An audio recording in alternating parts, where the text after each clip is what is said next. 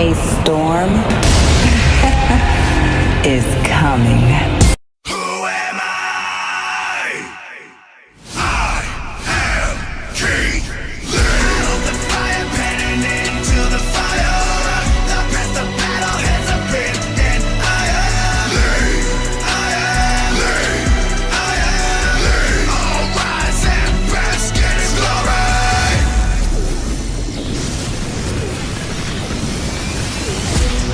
My drive is limitless. You won't compare to this. I have been chiseled from granite and given a shot of adrenaline. You are the enemy, standing in front of me. Yeah, now watch what I do when the train coming through. Your position is fantasy. My time, my shine, ready to attack with the one dime. Limitless, limitless. Get up, get up, get up, get up. Of the fire, panning into the fire. The past the battle has a pit and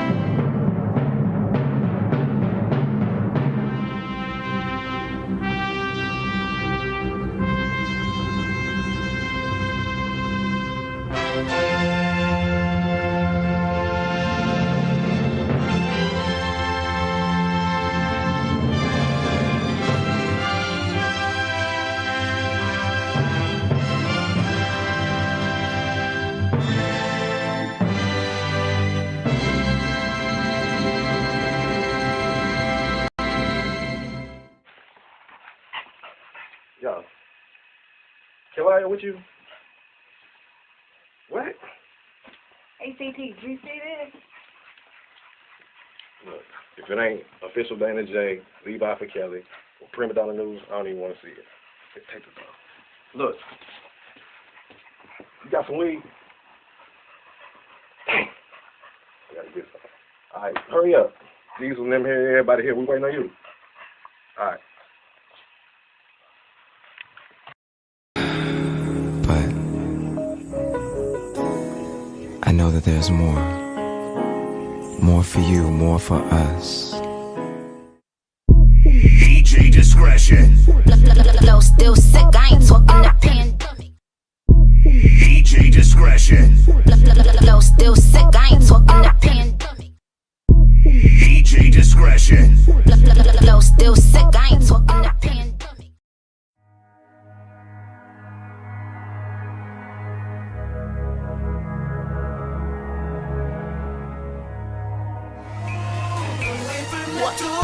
Say it louder, what you gon' do now? Hope you're ready, cause I'm really about to put it down. Girl, you know that I will never disrespect you. We love tomorrow, but tonight I wanna spank you. That ass count, gotta make it last now. Start off slow, then I'ma beat it up.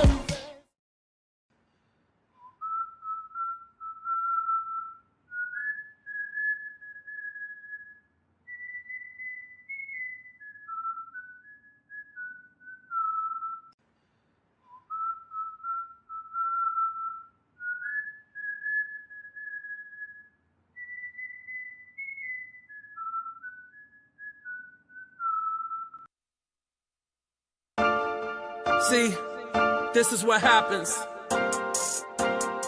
when my back is against the ropes. I come out swinging. My flow, my style, my look. They want my swag so bad, I swear I should write a book. Wake up every morning, check the grass for them snakes. Call these 9mm flows my rate. Bitches over money, no way. I don't fall in love, they just fall in love with me. Maybe it's the money, the cars, or the clothes. They got them backstage at all of my shows. A legacy, yeah, I built it from the ground. But crabs in the barrel, they stay trying to pull you down. Acting ass niggas, I swear I should write a play. How they smile in my face, that's why I say I'll take on all you haters today, cause I'm not gonna let you get in my way.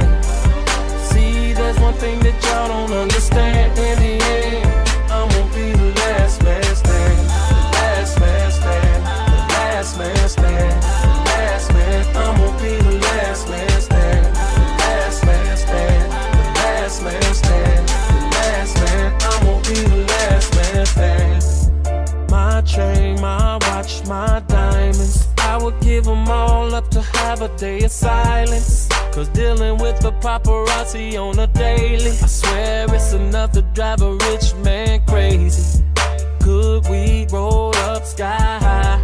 I just bought a mansion and it's on cloud 9. I love a classy chick, straight out of the hood. So I'ma make it rain, baby, call it flash floods.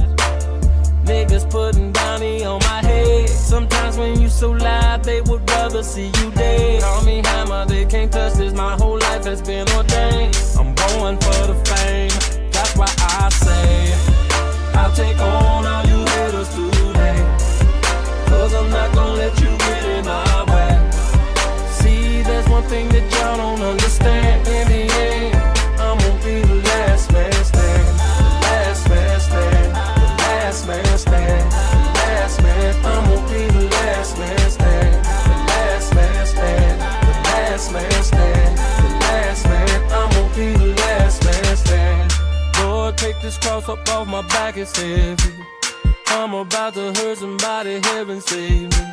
I'm standing at the crossroad, I don't know what to do. My mind is what these haters trying to make me lose. Ever since the money, see these demons at me. and I can't seem to keep nobody real around me. You know how the saying goes, it's lonely at the top. I'm allergic to the bottom, and that's why I can't stop. I'll take on all you haters today, 'cause I'm not gonna let you get in my way. See, there's one thing that y'all don't understand. In the end, I'm gonna be the last man stand. The last man stand. The last man stand. The last man. I'm gonna be the last man stand. The last man stand. The last man stand. The last man. I'm gonna be the last man stand.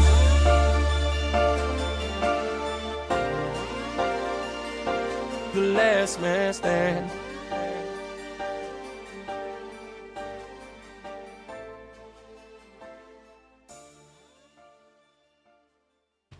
What it do? What it do? What it do? What it do? What it do? Real quick, man. I'm gonna say this. Everybody, let's pray for love yourself real quick. We got to do this. Shout out to the Dream Team. Shout out to the friends and affiliates. Let's do this real quick. Father God, in the name of Jesus, Lord, I pray right now. Lord, I ask you to touch, love yourself, wherever she may be. And without disclosing what's going on, Lord, I ask you, can you ease her mind? Departure and death is not easy, but can you make it light for her? Lord, can you make sure that when the transition happened, that she will be at peace? She will be at ease. Lord, I know it's hard to be separated from somebody that you grew to love. But Lord, help her understand that to be absent from the body means to be present with the Lord. In Jesus' name I pray, make everything light. In Jesus' name I pray, amen. All right. Boom. All right. Your boy back up. So, I just got this message. Okay. It's coming to me. The PI has been fired. Sean Harris has been fired. More details to come. Stay tuned. I don't know what to say. Hey, Mama Murray. How you doing, Mama Murray? What up, Jeff? Sean Harris has been fired. I'm not going to speak on it. I'm just going to put it out there. I don't like when people loses their job, but when you're not doing your job, something different. I don't like when people get fired, but when they're not doing their job, that's something different. So, shout out Prima. We also want to pray for Prima Donna and her situation as well. We want to keep Prima in the prayers. But I'm ready to get into this, man. I'm ready to get into it. First up, we're going to talk about is somebody that I had a little crush on. Apple Watts. We're going to talk about it. Y'all know her as the pop-off queen. Pop off on you quick. Love and Hip Hop. Seasons 5 and 6. But y'all see how beautiful she is. I want y'all to see these pictures. Because she's very beautiful. Very down to earth. Very down to earth. However,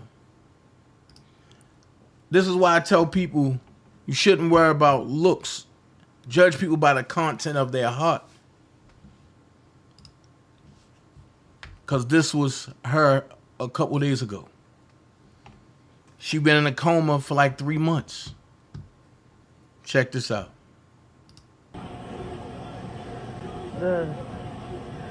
I know I got this.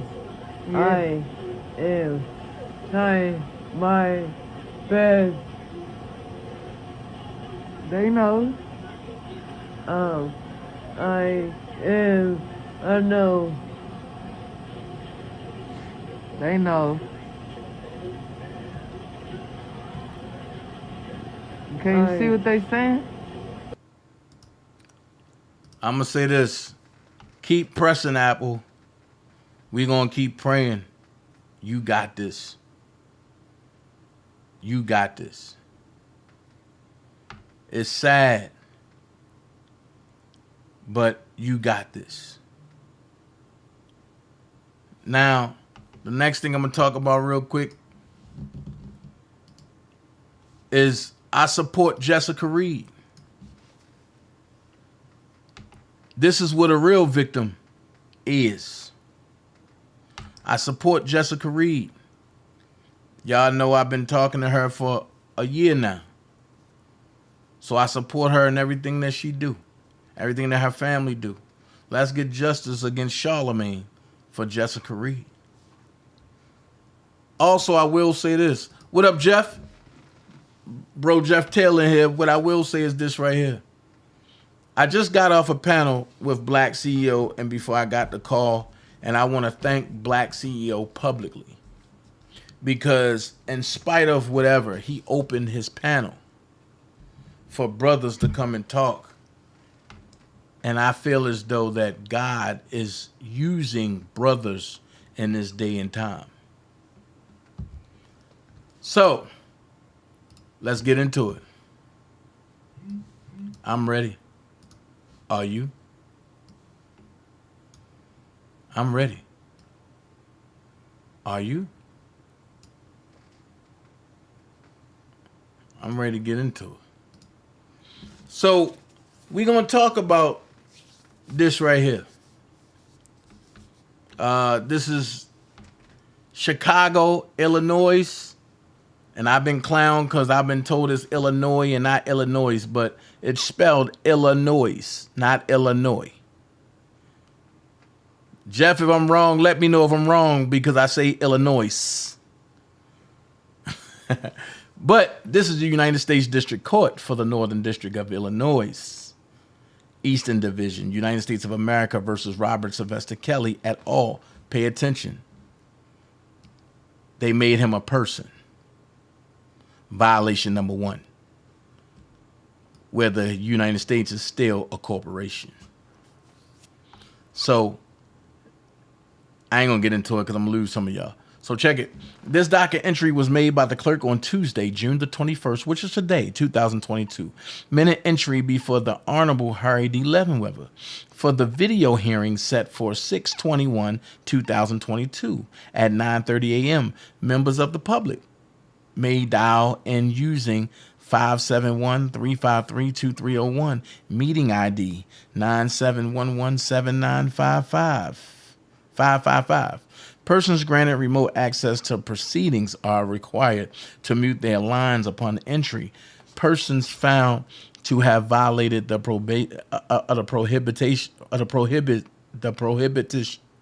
prohibition against photographing, recording, and rebroadcasting of court proceedings may face sanctions, including removal of court-issued media credentials, restricted entry to future court hearings, denial of entry to future hearings, or any other sanctions deemed necessary by the court mailed notice. I'm going to say this and I'm going to leave it here. This was today, right?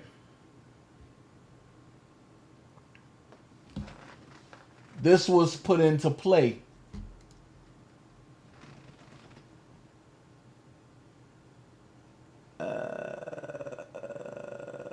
hold on. This was put into play today. It don't give a time. But some folks said that they posted that 10 minutes before it was going on.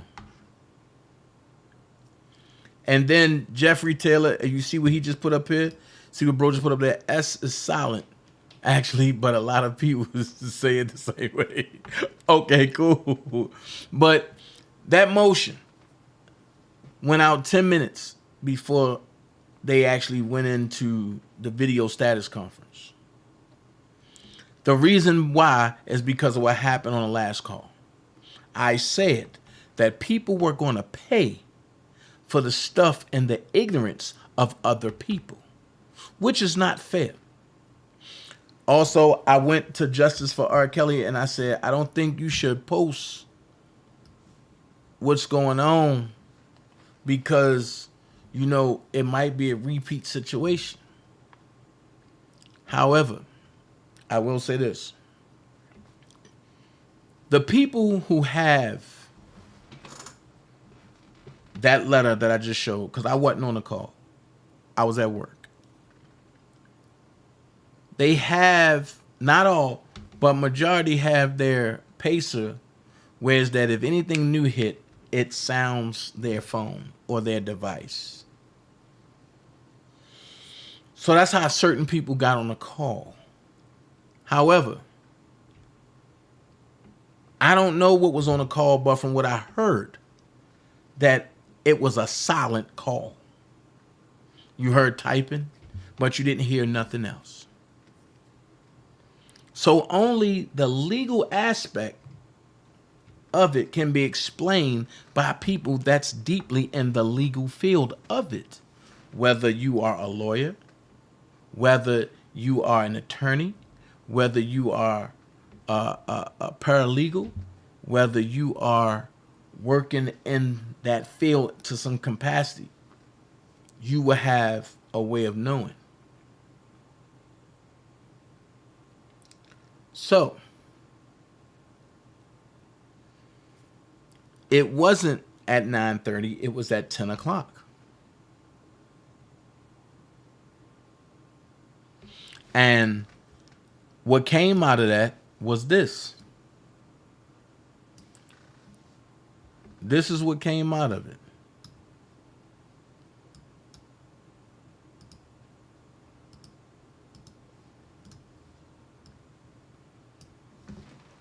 United States of America versus Robert Sylvester Kelly et al. This docket entry was made. That's a little blurry. By the clerk on Tuesday, June the 21st, 2022. Minute entry before the Honorable D. Levenweber. Oh, excuse me. Video status hearing held. Jury trial set for 8/1/2022 is reset to 8/15/2022 at 10 a.m. For all defendants, in the interest of justice, time is excluded to 8/15/2022 pursuant to 18 U.S.C. 3161H7AB mail notice. Now watch this. I believe there won't be a Chicago trial. If it is, it won't be as long as New York, I don't think. Reason why, because Judge Levenweber said he's not postponing his trial for nothing. He's going to go with the first. But depending on what was said in that hearing today, I believe he said, oh, hell no. You ain't going to use me. I'm going to push it back 14 days. Within the 14 days, anything can happen. Now, Tasha K plays a big role in all of this, which is crazy. Because somehow or another, she found her way up into all of this. And if they came out about that, I know they probably come out with the stuff that Sylvia did. That's why I say it's not good to insert yourself in stuff that you know nothing about. So we just going to pray for Brother Rob in Chicago. We pray that God intervene and destroy that whole case. Next thing we'll talk about. This right here.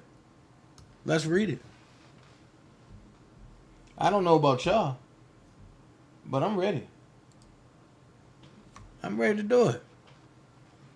I wasn't able to get on Pacer for 3 days. Let's do it. United States of America versus Milton Brown. Milton Brown's consolidated motions in limine.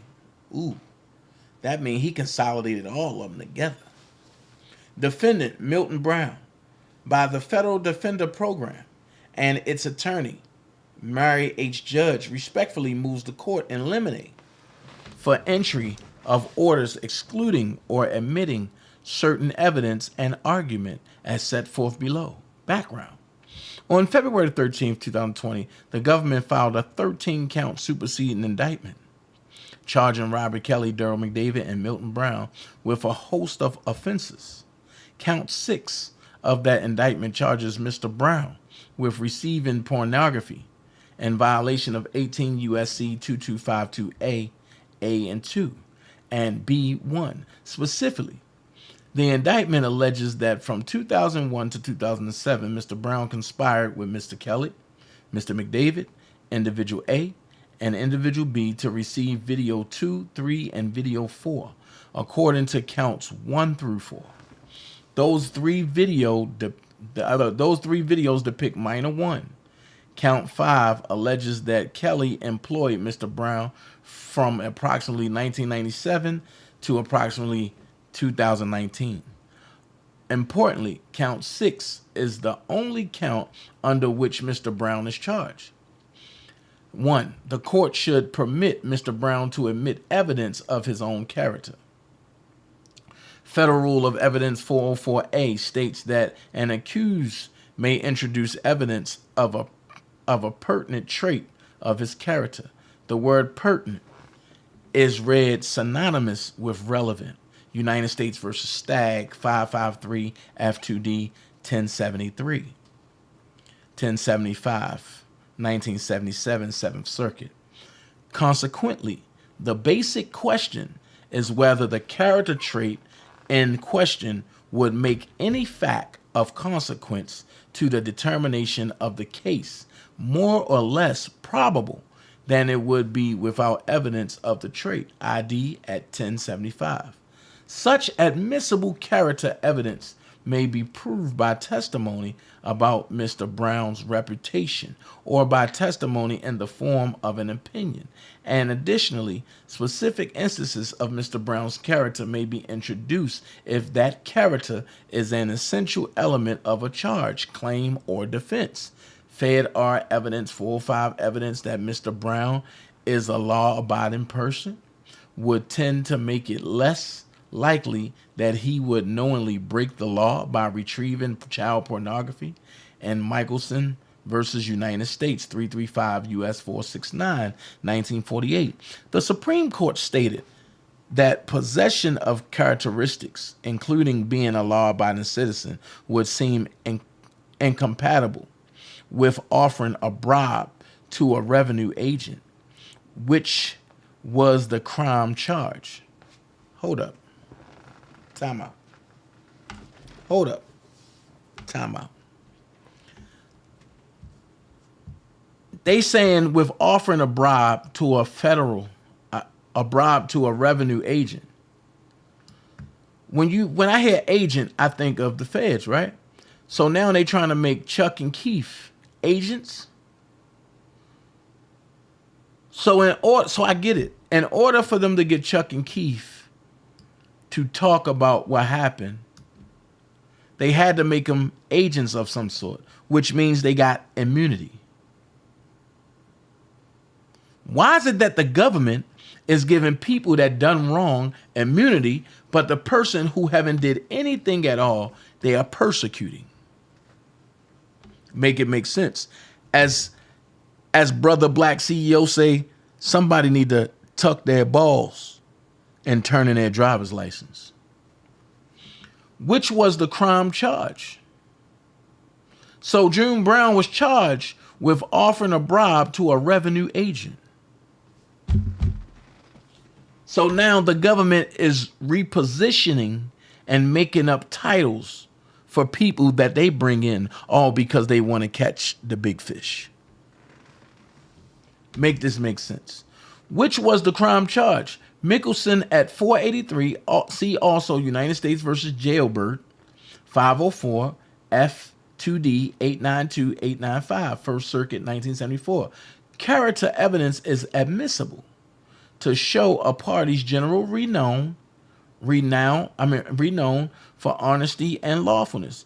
Ultimately, there's no indication of a general common law rule against the admissibility of evidence of law abidingness, as distinguished from good character, generally, which, as noted, was usually held inadmissible. United States versus Angelini. Because Milton Brown did not know the relevant materials at issue here constituted child pornography, i.e., that one, depicted sexually explicit conduct, and two, that the depicted conduct involved minors. His trait of law abidingness is relevant and admissible under Rule 404A. This court should preclude the government from eliciting testimony regarding certain other crimes, wrongs, and acts by Mr. Brown. This court should bar the government from eliciting testimony from minors 4 and 6 regarding the times Mr. Brown booked hotel rooms or otherwise made travel arrangements for them. The government may seek to elicit testimony by minor 4 and minor 6 under Federal Rule of Evidence 404B2. Specifically, the government may ask to submit statements by witnesses, including minor 4 and minor 6, that Mr. Brown reserved hotel rooms for minors on behalf of co-defendant Robert Kelly. Testifying before a grand jury, minor 4 stated, "I talked about a time when I went with my best friend to pick up a hotel key from Abe, A-B-E, who was at the front desk of Rob's record studio, Tracks. Before that happened, I had a conversation with Rob's assistant, Milton June Brown. June was the one who told me that Rob wanted me to get a hotel room and wait there for Rob. June wanted me to reserve the hotel room myself. I told him that I couldn't do that because I was only 16 years old." Appearing before the same grand jury, minor 6 testified, "When we traveled, and before I was over the age of 18, Rob had employees who would help arrange my flights and who would meet me at the hotels to give me keys to the hotel rooms. Often, the people who helped with arranging flights and hotels were Milton June Brown and Junebug. Oh. I believe that June and Junebug knew that I was under the age of 18 because I could not get my own hotel rooms." Minor 4's grand jury transcript. April 24th, 2019. Page 13. "And they had to do it for me. June met me at a hotel and gave me a room key when I was still under the age of 18, at least 10 times. The probative value of those statements, if any, would presumably be to demonstrate knowledge under Rule 404B2. Insofar as the statements would suggest, Mr. Brown knew that the individuals were minors because they could not reserve hotel rooms on their own and needed Mr. Brown to do so for them. These statements should be barred under Rules 802 and 404B1. Genuinely, evidence of other acts is inadmissible to prove a person's character in order to show that the particular occasion the person acted in accordance with the character. Fed R Evidence 404. Hold on.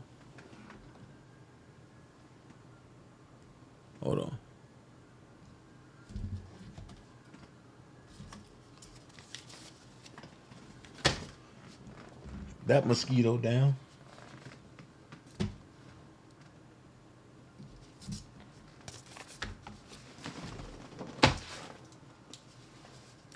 Like I said, that mosquito down. Whew. All right. There is, however, an expectation to the general rule where the evidence is admitted to prove motive, opportunity, intent, preparation, plan, knowledge, identity, absence of mistake, or lack of accident. Fed our evidence 404B2 in determining whether prior bad acts evidence would be properly admitted under Rule 404B. Courts previously considered whether the evidence is the evidence is directed toward establishing a matter an issue other than the defendant's propensity to commit the crime charged. 2. The evidence shows that the other act is similar enough and close enough in time to be relevant to the matter in issue. 3. The evidence is sufficient to support a jury finding that the defendant committed the similar act. And 4. The probative value of the evidence is not substantially outweighed by the danger of unfair prejudice as required by Rule 403. Okay? Seventh Circuit jettisoned the above four-part test, which some had to come to threat as an artificial checklist in favor of a more straightforward rules-based approach. ID at 853, 855. Still, the Gomez court made sure to note that the four factors or steps of the old test touch on the principles of Rule 404. For instance, the court noted that step 2 of the test, which requires an inquiry into the similarity and timing of the other act, is loosely connected to the basic principles of relevance found in Rules 401 and 402. ID at 854. Expanding on that, the Gomez court restated the principle in positive terms as the extent to which a proffered other crime, wrong, or acts is close in time and similar to the conduct at issue in the case may have a bearing on its relevance. ID at 855. The alleged hotel reservations and travel arrangements made by Mr. Brown are irrelevant to the allegations in count 6. First, hotel reservations and travel arrangements for minors 4 and 6 are irrelevant to the charge Mr. Brown is facing, and therefore should be inadmissible. As it concerns Mr. Brown, this case involves only one count, count 6, and only one minor, minor 1. In that count, Mr. Brown is accused of receiving child pornography depicting one minor, making travel arrangements and reserving hotel rooms on behalf of an employer are actions that are not at all similar to receiving child pornography. Facts. See how the government tried to ease that and try to put it together? But I'm glad that a June Brown public defender breaks it down. Additionally, those prior acts occurred years before the conduct alleged in count 6. Simply put, Mr. Brown's knowledge of other victims' minority statutes, e.g. minor 4 and minor 6, is not relevant to whether Mr. Brown knew the minority of the individual depicted in the videotapes at issue in count 6, i.e. minor 1.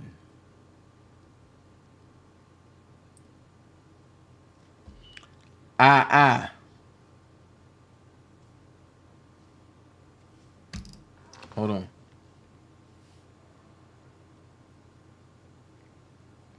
Oh man, I'm praying for you. Praying for you. Love yourself. It must be serious. It must be. The time must be here. I'm praying for you. If you need me, call. Oh man. The other crimes, wrongs, or acts here are improper propensity evidence. Second, because Mr. Brown is charged only in count 6, which involves minors 1, minority status alone, the prior bad acts evidence discussed here would, even if relevant, be improper propensity evidence under Rule 404B1. The value of these statements to the government may be that since Mr. Brown allegedly aided Kelly's exploitation of other minors or knew that Kelly had relations with other minors, the jury might be more inclined to believe that Mr. Brown would have been more likely to have aided Kelly in obtaining the videotapes depicting minor 1 at issue in count 6. Alternatively, these prior acts would presumably be offered to show an increased likelihood that Mr. Brown should have known that the tapes at issue in count 6 involved a minor. These 404B2 purposes, however, are not enough. In Gomez, the Seventh Circuit clarified the problem of multiple prior bad act evidence purposes, i.e. cases where the evidence involves both improper propensity uses and ostensibly proper rule 404B2 uses as follows. We have caution that it's not enough for the proponent of the other act evidence simply to point to a purpose in the permitted list and assert that the other act evidence is relevant to it. Rule 404B is not just concerned with the ultimate conclusion, but also with the chain of reasoning. But also with the chain of reasoning that supports the non-propensity purpose for admitting the evidence. In other words, the rule allows the use of other act evidence only when its admission is supported by some propensity-free chain of reasoning. This is not to say that other act evidence must be excluded whenever a propensity inference can be drawn. Rather, Rule 44B excludes the evidence if it's relevant to another purpose, is established only through the forbidden propensity inference. ID at 856, identifying the underlying principle, the Gomez court explained. The principle that emerges from these recent cases is that the district court should not just ask whether the proposed other act evidence is relevant to a non-propensity purpose, but how exactly the evidence is relevant to that purpose, or more specifically, how the evidence is relevant without relying on a propensity inference. ID at 856, emphasis added by underlying italics in original. Looking at the chain of reasoning here, we see that both of the above hypothetical rule 404B2 uses suffer from and depend on propensity inferences. Indeed, the statements necessarily involve propensity inferences of the worst kind. First, they depend on the inference that when allegedly working with Kelly to retrieve the tapes, Mr. Brown acted in accordance with his prior unrelated conduct.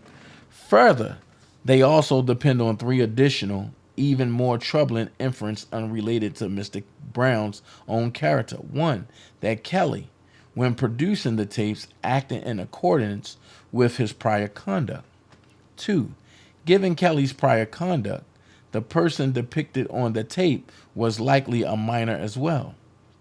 Three, that Kelly would have been more likely to ask Mr. Brown to retrieve videotapes because Kelly had employed Mr. Brown to facilitate his prior unrelated conduct involving minors. Thus, the statements would violate the principle articulated in Gomez. Stop. I want y'all to visit something. Let's look at these three character traits. One, that Kelly, when producing the tapes, acted in accordance with his own prior conduct. So what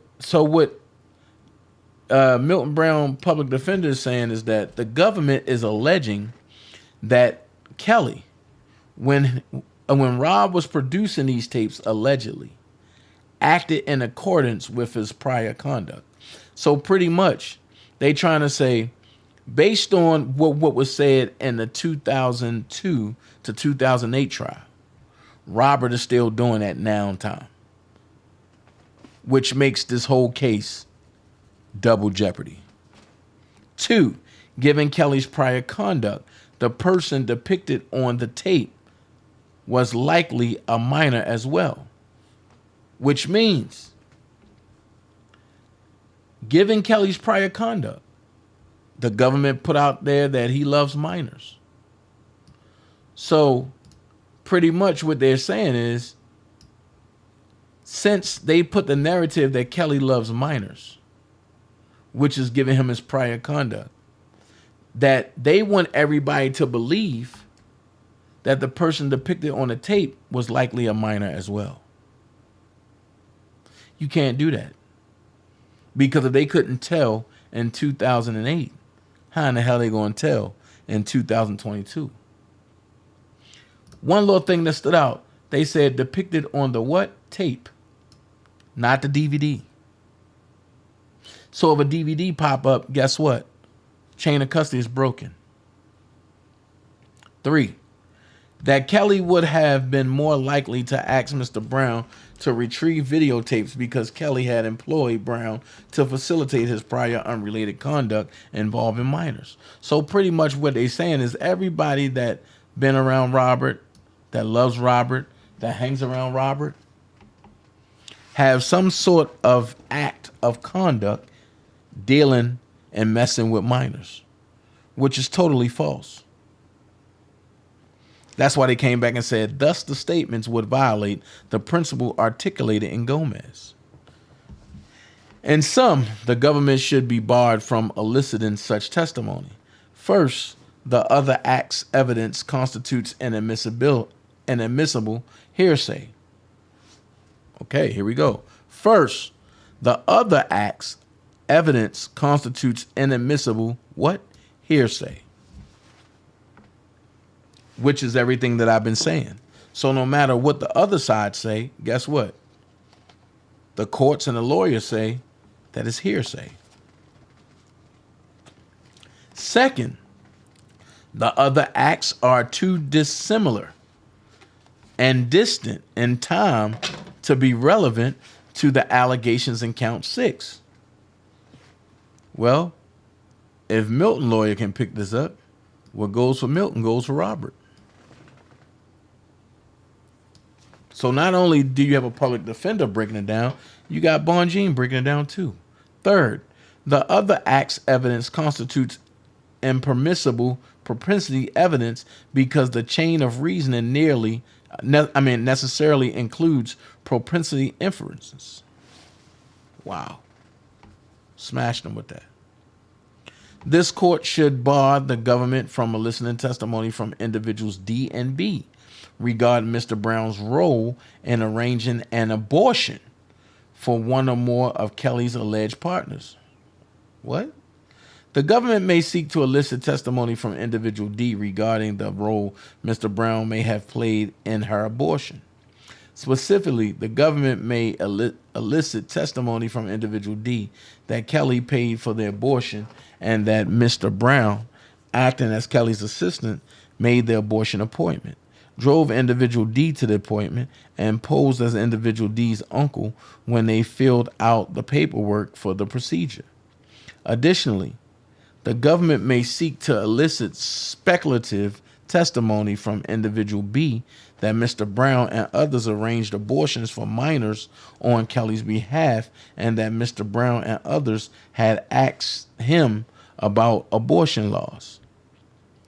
This court should bar the government from introducing these prior acts, as with motion in limine number 2A. The prior acts here, i.e. Mr. Brown's alleged conduct in arranging abortions, are irrelevant. First, individual D was either 19 or 20 years old. First, individual D was either 19 or 20 years old at the time and was therefore not a minor.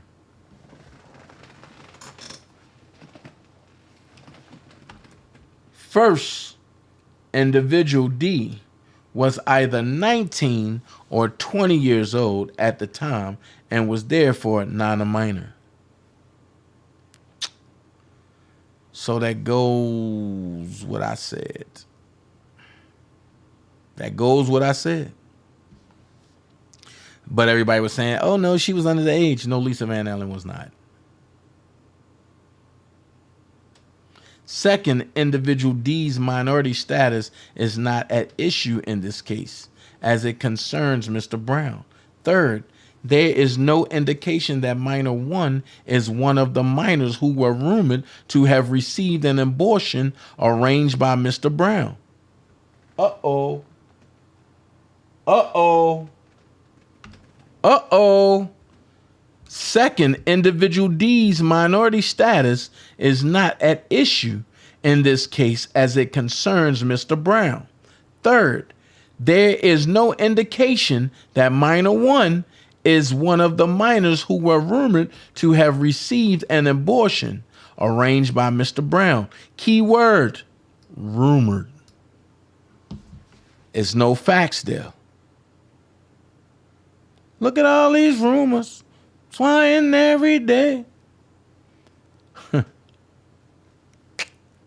Okay. Fourth, these abortion allegations are not similar or close enough in time to be relevant to the allegations in count 6. Further, should this court determine that the testimony is relevant, the court should exclude it as unduly prejudicial under Federal Rule of Evidence 403. Under Rule 403, the court may exclude relevant evidence of its probative value is substantially outweighed by a danger of unfair prejudice, confusing the jury, or wasting time. Federal R Evidence 403. Evidence is unduly prejudicial if it creates a genuine risk that the emotions of the jury will be excited to irrational behavior, and the risk is disproportionate to the probative value of the offered evidence. United States versus Lowry.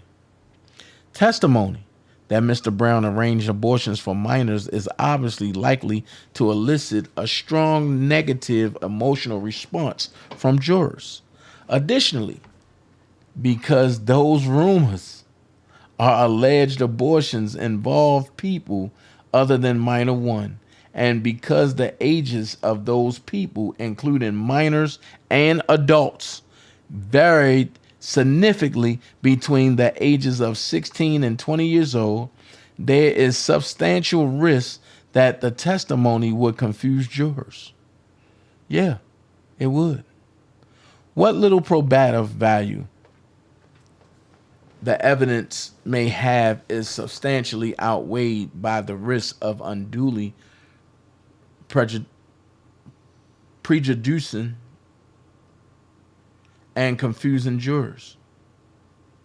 Accordingly, Mr. Brown moves to bar the government from eliciting such testimony. C.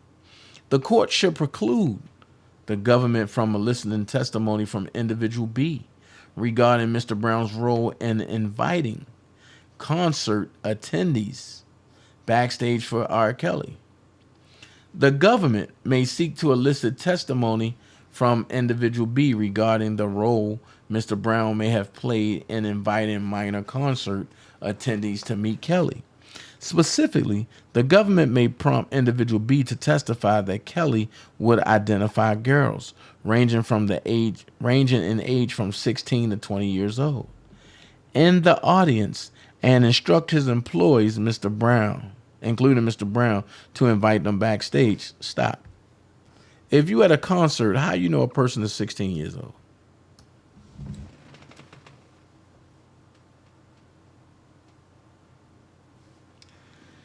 If you at a concert and you performing, how you know a person is 16 years old? How you know a person is 20 years old? You don't. So what the hell is the government talking about? For the reason discussed in motion number 2A, the court should bar the government from eliciting testimony as to Mr. Brown's role in inviting concert attendees backstage to meet Kelly once more. These prior acts are irrelevant to the charge in count 6. There is no indication that minor one was one of the attendees who Mr. Brown invited to meet Kelly in this way. Indeed, minor one did not meet Kelly at a concert. Moreover, Mr. Brown played no role whatsoever in the introduction of minor one to Kelly.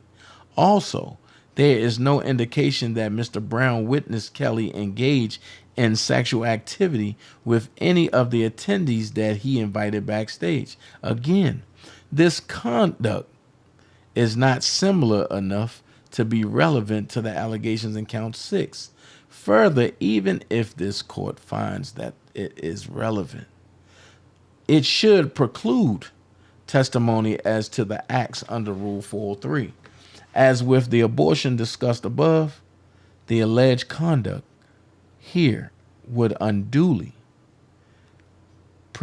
prejudice and confuse the jurors. 3. This court should bar the government from eliciting expert testimony from unqualified witnesses. Oh my God. They landed on thick, unqualified witnesses. The government may seek to have law enforcement witnesses provide opinion testimony about child pornography generally, including typical offender behavior. This testimony would be based on special knowledge and expertise outside that which the average layperson possesses. So it would be inadmissible as lay testimony under Fed R Evidence 701. CEG United States versus York. Oh my God. That's Damon Pryor Peoples. And United States versus World. Expert testimony genuinely involves technical concepts beyond ordinary understanding. As such, before being permitted to elicit such testimony, the government should be required to qualify that witnesses as an expert. If the government does not seek to qualify a witness as an expert, that witness should be limited to giving fact testimony and only those opinions or inferences that are not based on specialized knowledge, such as that witness participation in the investigation and statements made by others. If not precluded by the hearsay rules, see Fed R Evidence 701. The government may seek to avoid the expert testimony requirements by characterizing these witnesses as summary witnesses or claiming that are merely summarizing evidence. But merely claiming that witnesses are summary witnesses does nothing to alter the application of Rule 701 and 702. Because such law enforcement witness testimony would be based on knowledge about child pornography, about which lay people are uninformed. Rule 702 would be triggered in United States versus World. The government should not be allowed to circumvent the rules for expert testimony and take away this court's important gatekeeping role merely by characterizing these witnesses as summary witnesses, particularly where, as here, Mr. Brown is making this objection well in advance of the testimony. 4. This court should preclude government witnesses from providing summaries or statements from interviewed witnesses for non-testifying individuals. The Sixth Amendment provides a criminal defendant with the right to be confronted with the witnesses against him. United States Constitution Amendment 6. This bedrock procedural guarantee protect against convictions based on out-of-court accusations that the defendant cannot test in the crucible of cross-examination. Crawford versus Washington. To testify, the Confrontation Clause, testimonial statements of witness absence from trial may be admitted only where the declarant is unavailable and only where the defendant has had a prior opportunity to cross-examine. ID at 5-9.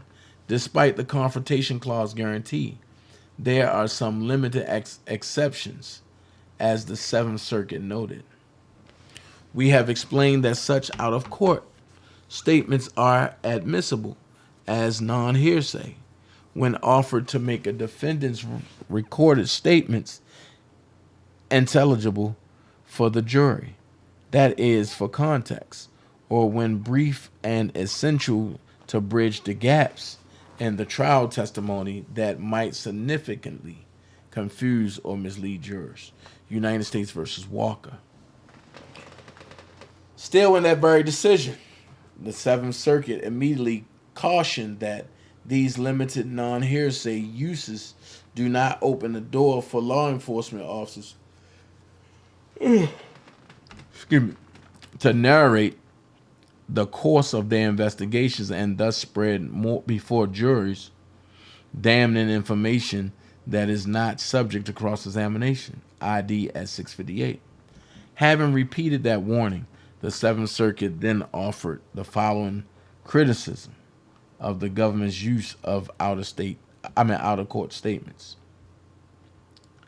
The government repeatedly hides behind its asserted needs to provide context and relate the course of the investigation.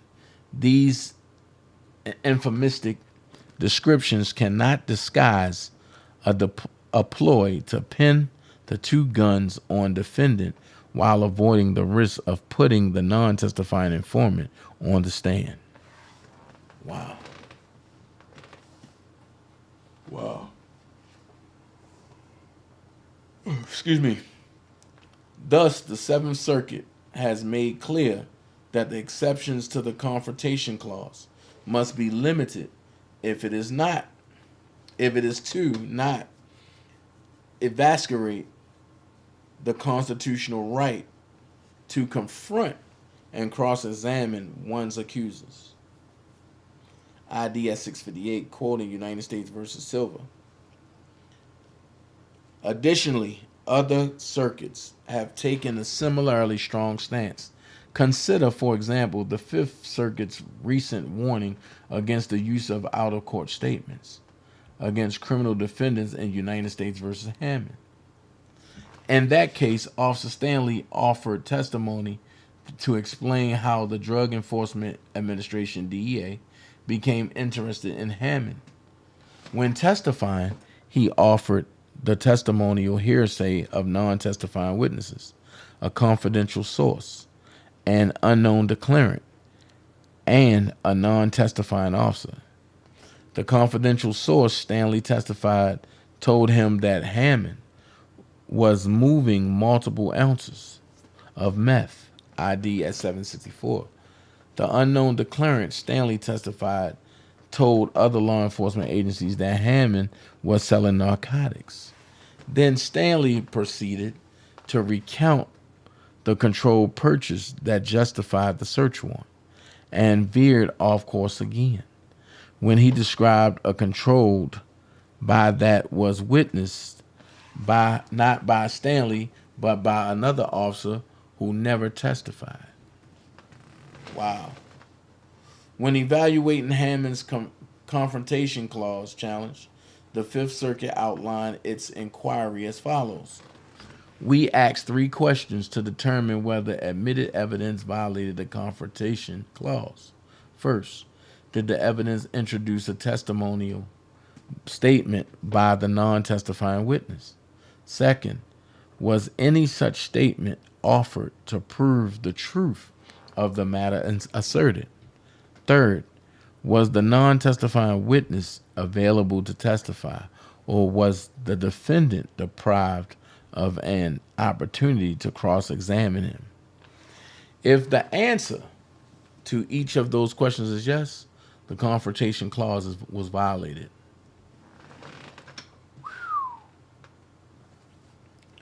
Good God Almighty. Applying that test, the Fifth Circuit found that the government had violated the confrontational clause because it was testimonial.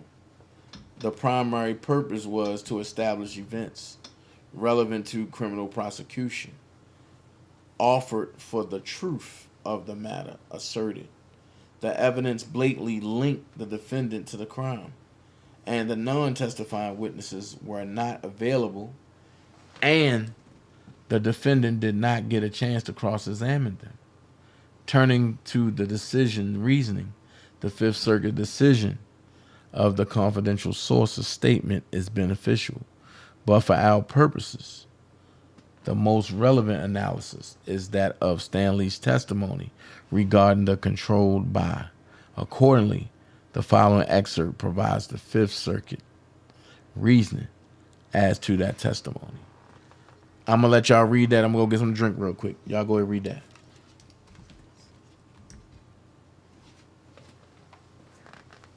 Let's get that like button up, y'all.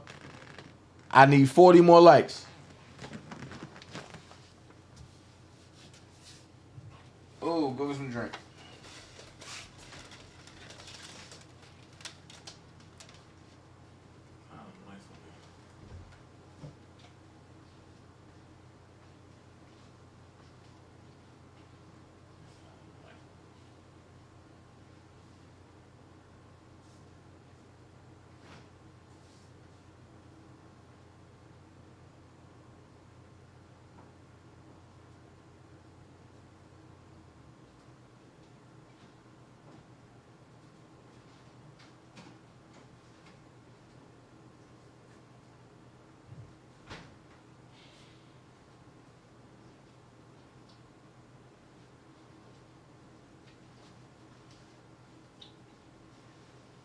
Woo.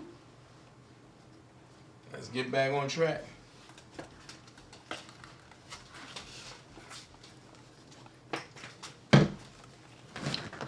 All right. Let's get them likes up, y'all. Let's get them likes up.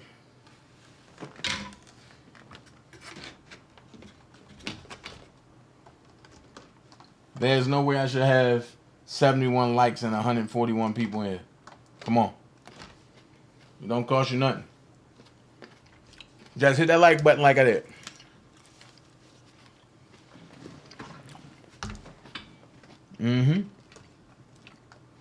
Let's get it going.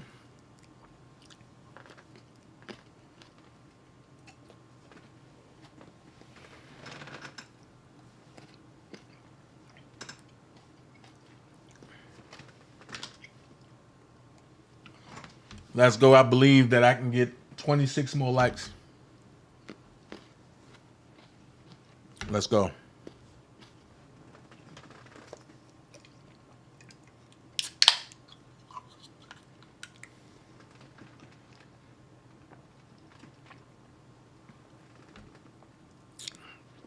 Let's go. Lastly, the Fifth Circuit admonished the government for not heeding its warnings against backdooring highly inculpatory hearsay via and explaining the investigation rationale, and failing to be circumspect and limited in its use of such out-of-court statements. With the authority in mind, Mr. Brown asked this court to exclude from trial any reference to the statements of other non-testifying individuals as violative of the Confrontation Clause. Additionally, under Rule 802, Mr. Brown asked this court to exclude any hearsay statements not subject to Rule 801 exceptions. 5. This court should preclude the government from making golden rule arguments with regard to the jury and the defendants. The government may ask the jury to put themselves in Mr. Brown's shoes and ask them to consider what they would have done if they were him. Any such arguments, regardless of the evidentiary circumstances in which the government might make them, are impermissible because they are golden rule arguments. Comment on that impropriety. The Seventh Circuit has noted that a golden rule appeal in which the jury is asked to put itself in the defendant's position is universally recognized as improper because it encourages the jury to depart from neutrality and to decide the case on the basis of personal interest and bias rather than on the evidence. United States versus Roman, 492 F3D 803 806, 7th Circuit 207, quoting United States versus Tesla. Simply put, the government should not ask the jurors to put themselves in defendant's position. United States versus Tesla. Conclusion. For the above stated reasons, Mr. Brown respectfully requests that this court grant his motions in limine. Mr. Brown also respectfully requests that this court allow him to submit additional motions in limine in response to subsequent discovery productions. Notice as to Rule 702 or 404 evidence. Excuse me. And the filing of witness and exhibit lists. Respectfully submitted. Federal Defender Program, John F. Murphy, Executive Director. By Mary H. Judge. Oh, man. So pretty much, June Brown is putting the government on notice that the stuff that they trying to do. What up, DJ Amazing? Man, get at me, man. I don't got your number. Hey, Momo. Your Google Home isn't set up yet. So pretty much what the government is trying to do was trying to box them in, but now June Brown is firing back. And we know Rob is going to fire back. At the end of the day, what we see is circumvented bullshit. Let's keep it a buck. It's circumvented BS. Because you have this man and you're trying to tie him up. For what? I don't see no new motion submitted by Bonjean today. So, hold on.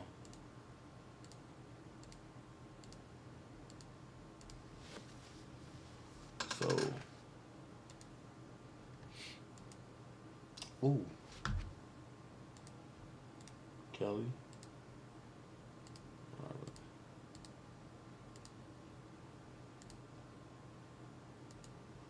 Search. Let's see what happened in Chicago.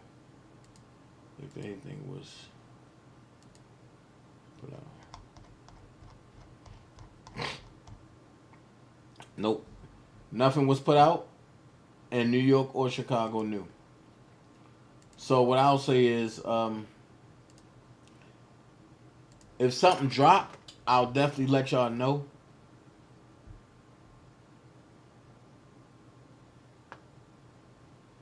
Hold on.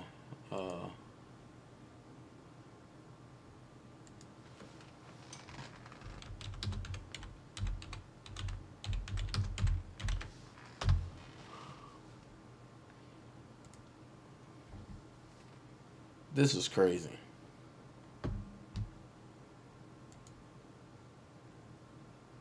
I shouldn't be getting messages like this in the middle of it. So here's what I'm going to say. Don't block nobody unless it's being said to block somebody. Because now people has been getting blocked that shouldn't be blocked, and there's so much you got to do with getting people unblocked.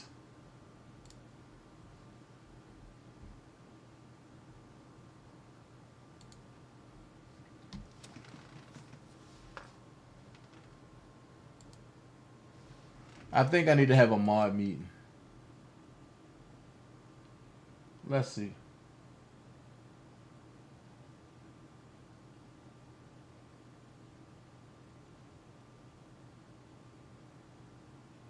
But I don't have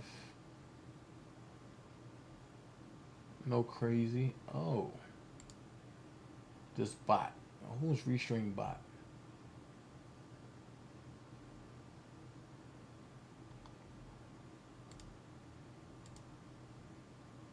Okay.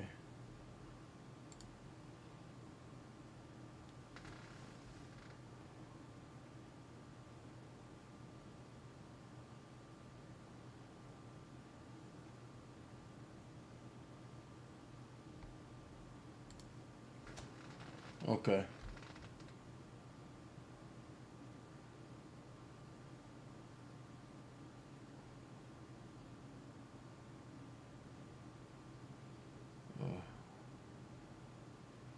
Oh.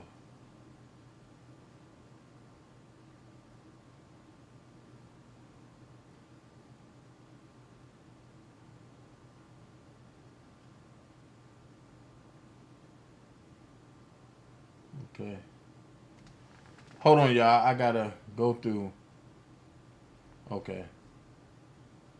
Save that. All right. What up, Derek? So yeah, pretty much June Brown is putting.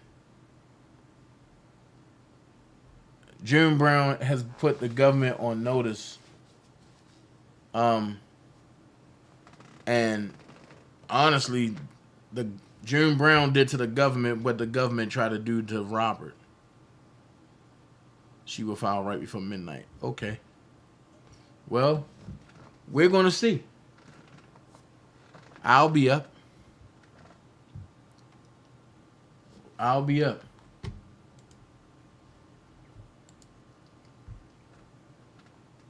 I'll be up. Hey, so can we get them likes up, man? Jesus. Right. It won't expose who you are, but if you're getting commentary, then just get the likes up. That's all. That's the least thing you can do. So, what do y'all think about June Brown's motion? That's what I want to ask. What do y'all think about June Brown motion?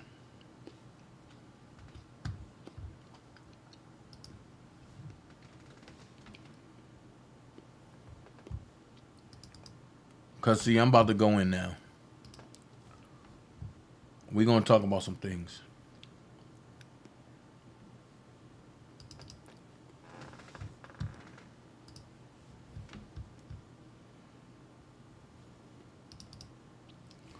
We about to talk about some things, and these things that we going to talk about is sickening.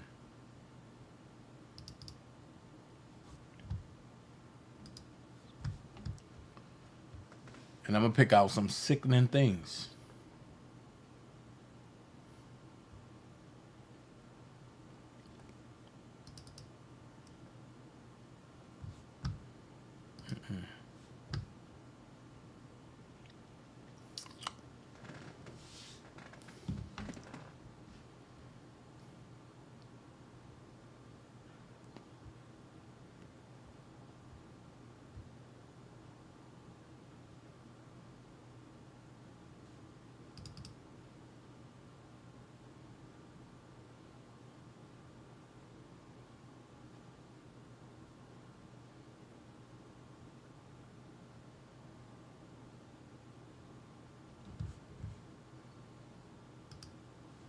Okay. I'm going to pick out some things that we all going to talk about.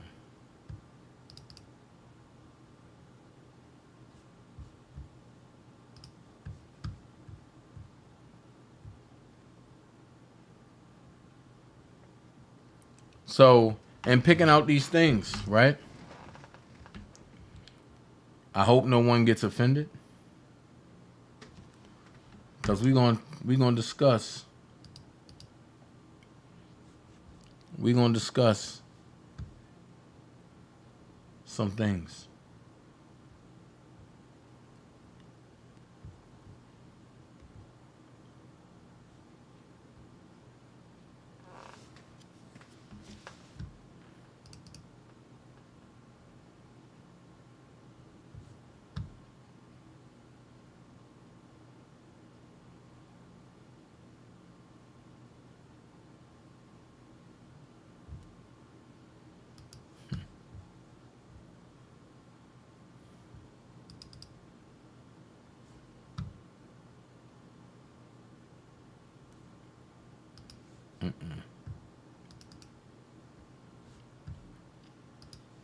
I'm not talking about that. I am going to talk about this, though.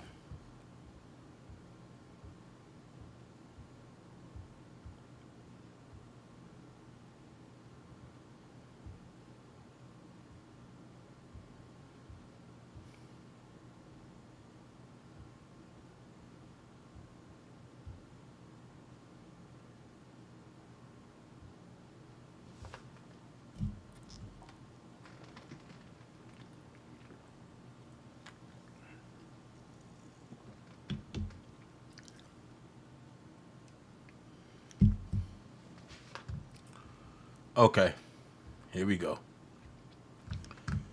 I got it. I got that.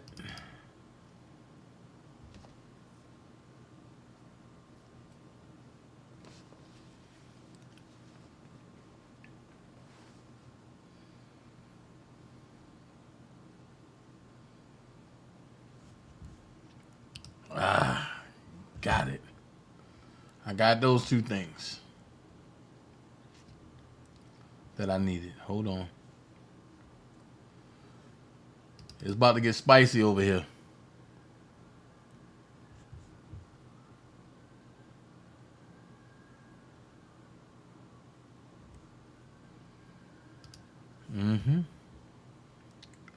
It's about to get spicy. Because I'm about to show some things that a lot of people haven't seen. Or if they seen it, they probably didn't understand it. Excuse me. So we're going to go there today.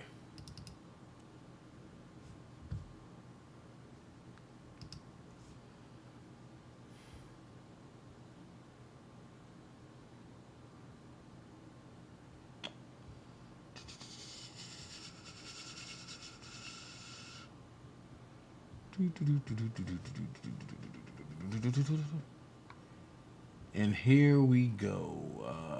5, 4, 3. Y'all trying to keep y'all head above these gas prices. Y'all crazy.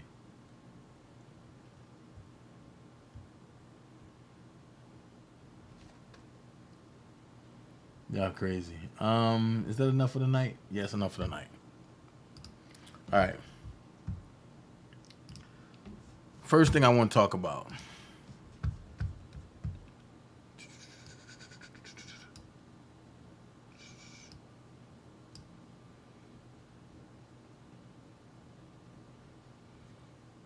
First thing I want to talk about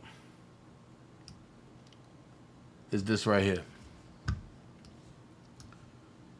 When people call people victims or call themselves victims, you can't have stuff like this floating around, right?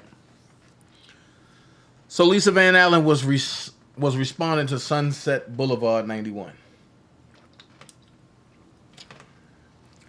And she said, I'm going to make it bigger for some people.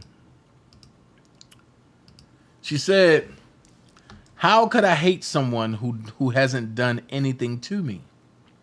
I don't even hate Rob, and he used us all, to be honest. This statement, I don't even hate Rob, and he used us all, to be honest. So, all these people coming back to try to get Robert, could it be the fact that they feel like they were used because Robert cut them off and they wasn't ready to be cut off? Is that what it is? Is that what it is? They wasn't ready to be cut off, but Robert cut them off. So now she's admitting that they all were used. Then she says, so Drea can speak about their old ass relationship, but I can't. Wait, you was a victim, but now you're admitting that you was in a relationship. So it's a difference between a casual sex buddy and a relationship.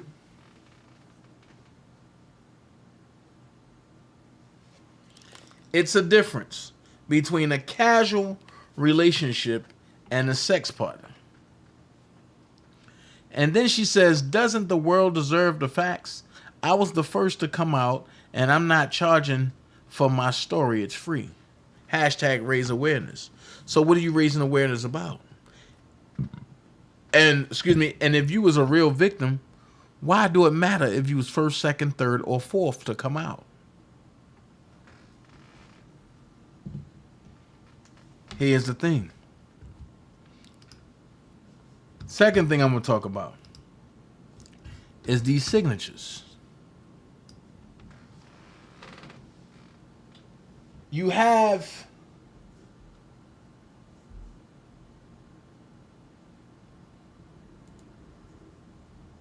your cards. How did he use the...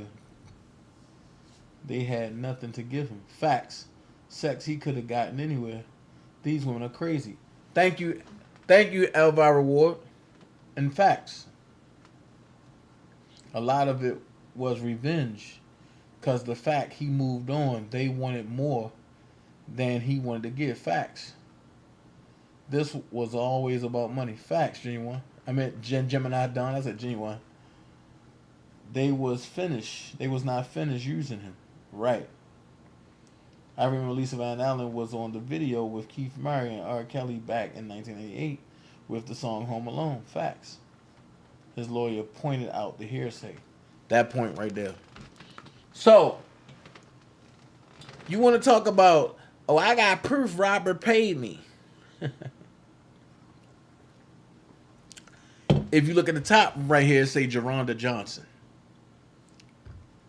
Let me see if I can make it bigger for some of y'all.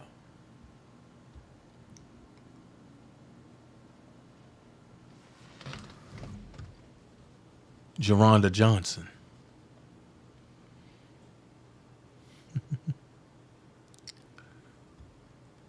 $326.14.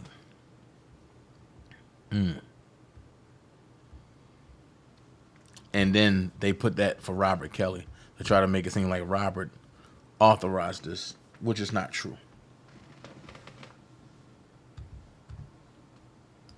Let's keep it going because I know you got to go. What I was talking about earlier on Black CEO's channel. We gonna get into it. Here you go. We love you, Rob. Geronda Johnson cried, earning a stiff arm wave from Kelly.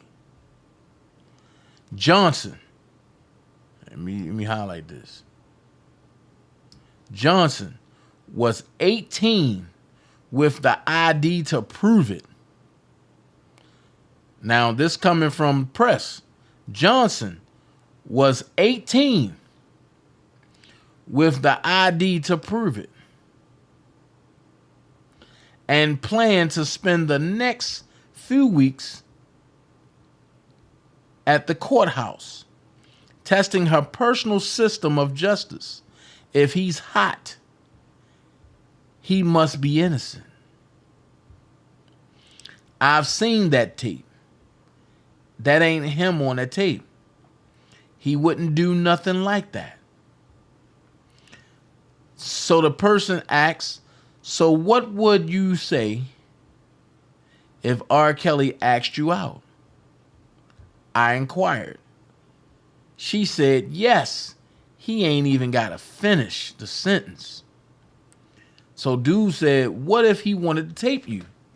Johnson paused a beat. Just don't let it go public.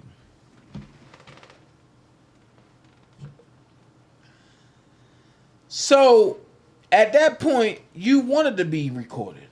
You wanted to be with Robert. But because you got downgraded to Bubba, now you want to make Robert pay? Why you ain't taking nothing out on Bubba? Next thing I'm going to show y'all. This right here. The alleged offense happened in January 2010, according to the charges.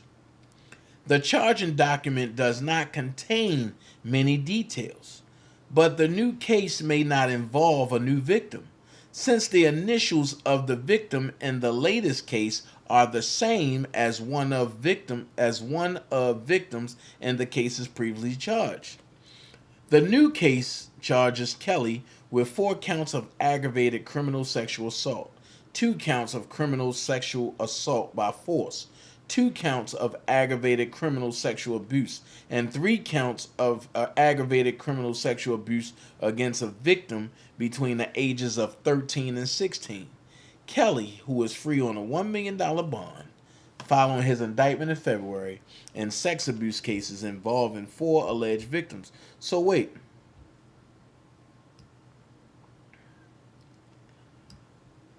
That's what he was charged with in New York. Can somebody point out where the pedophile charge at? Because the victim between 13 and 16 got thrown out. That was Sonia, I believe.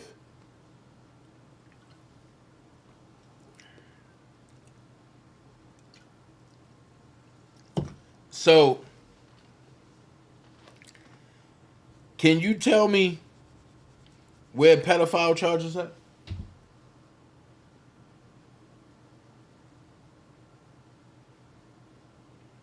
There are none. So I wish people stop saying that Robert's a pedophile. For the people who don't believe that Damon Pryor was on that video, I'm asking a question. Which one is Damon Pryor and which one is Robert?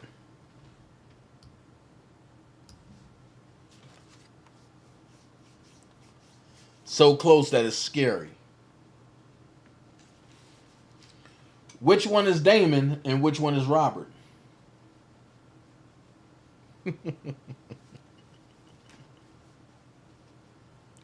So close that it's scary.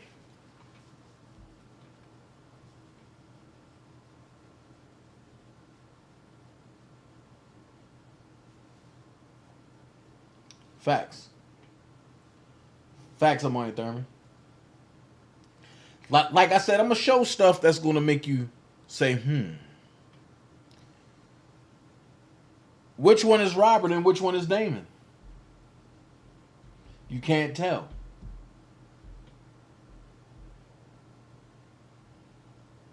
And I'm going to tell you why you can't tell. Because Damon was Robert's photo double.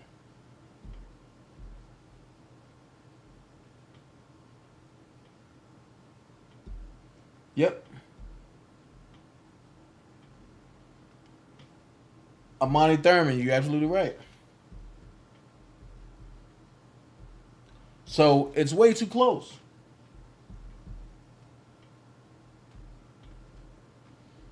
So if you can't tell which one, matter of fact, let me go back into this. Hold on.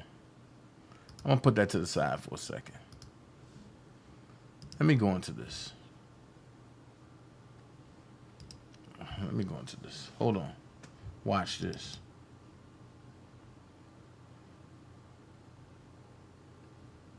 Watch this.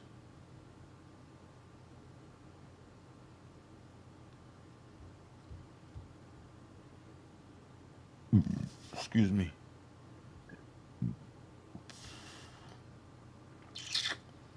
Okay. We gonna go there today. I'm tired of playing. We gonna go there today.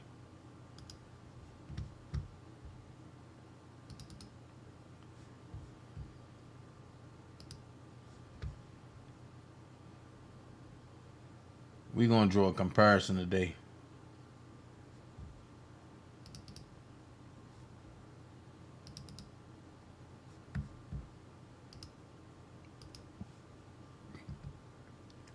See, I wasn't even gonna go there. But now I'm gonna have to go there.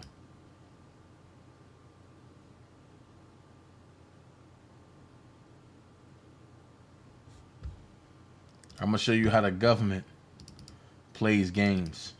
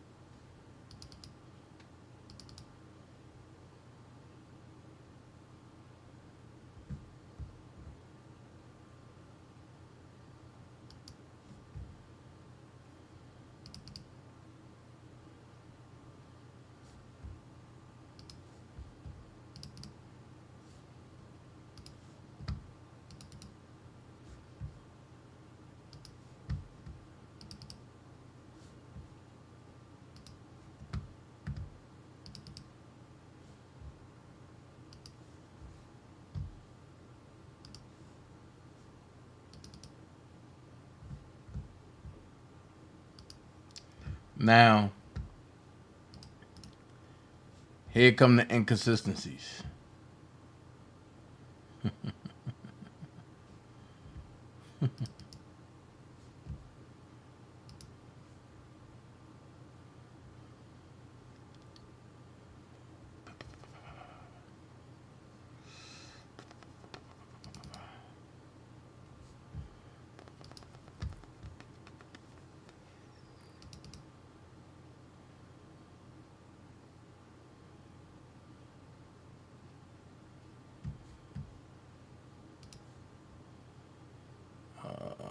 Let's see, hold on.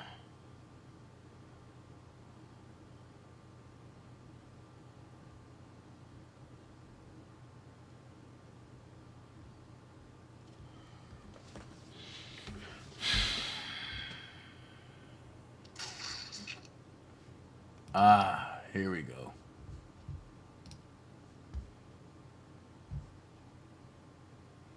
Here we go.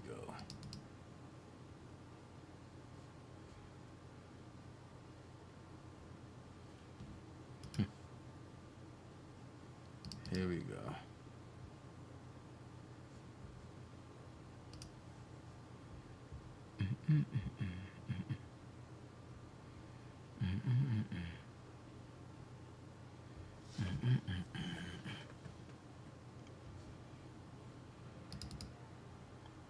All right, this is all I'm gonna do tonight.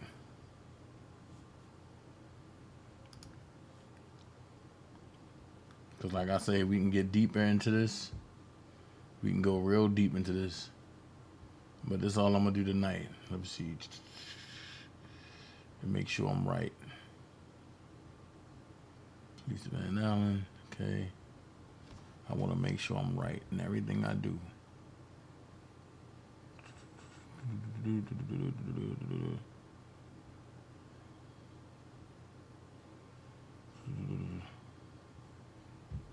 Is this it? Ah, yes.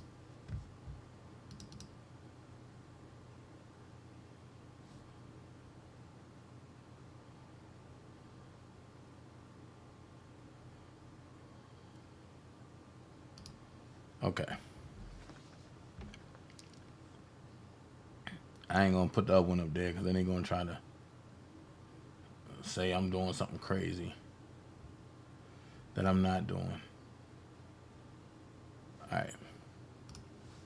So we gonna go there.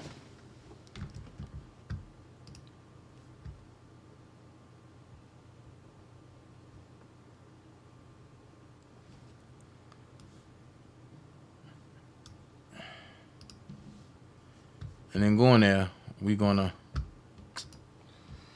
look at this whole snack bar right here. Bang. All right. For people that was wondering about what I was talking about in New York, shout out to Dennis Byron, because he put it out there. He said, from my corpus notes during the cross-examination of prosecutor witness Kate by defense attorney Canning,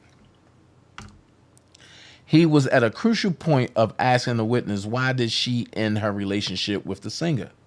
Just before she was about to answer, judge called for a sidebar.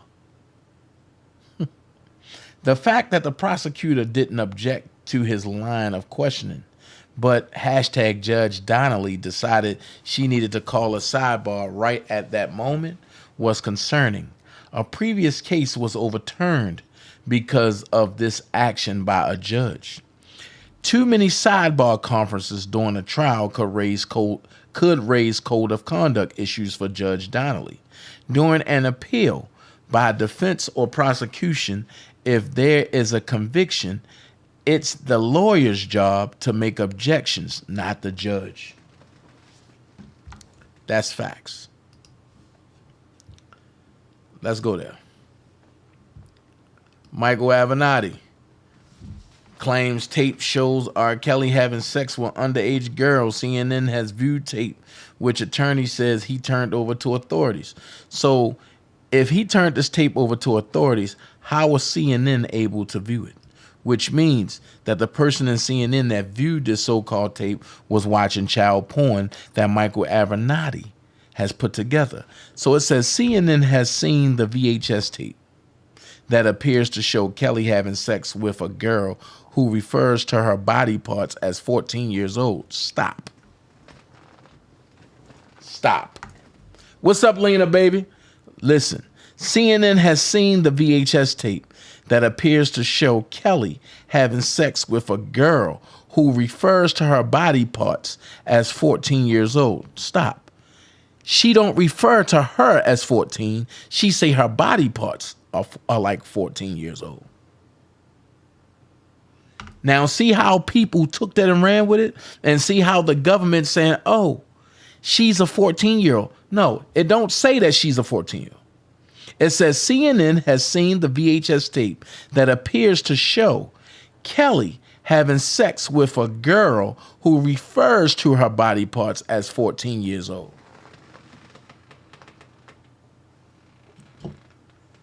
Then it says Steve Greenberg, an attorney for Kelly, told CNN earlier this month he had not been notified of a grand jury after being asked about the new tape.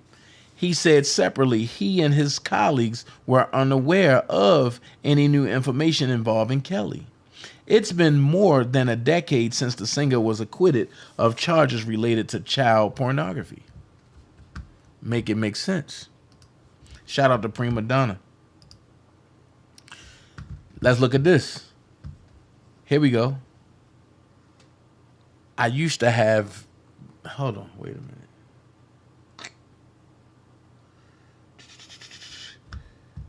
I gotta show one thing. Hold on, y'all. I used to have it. I think I still got it. Let me look. Let me see. Let me look at my Rolodex and see if I still have it. Hold on. I should still have it somewhere. If not, then I will need to get it again.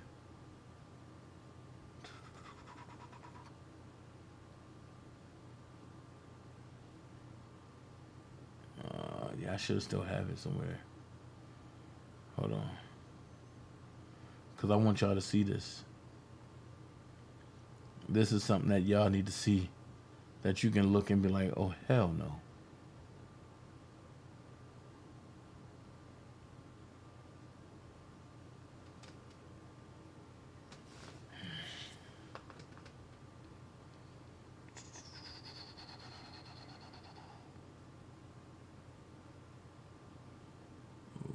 Okay.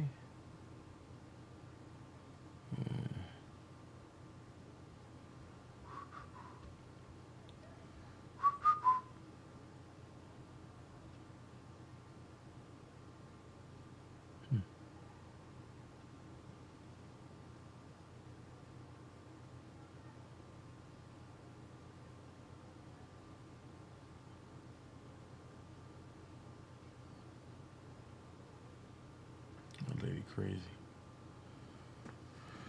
Hold on. I'm gonna get this for y'all. Hold on.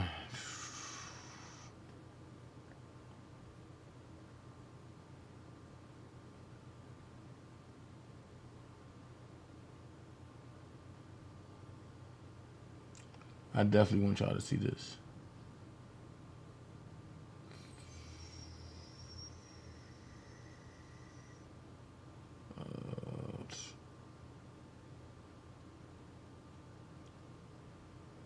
Because I know some people haven't seen it, but some people have. So I definitely want y'all to see this.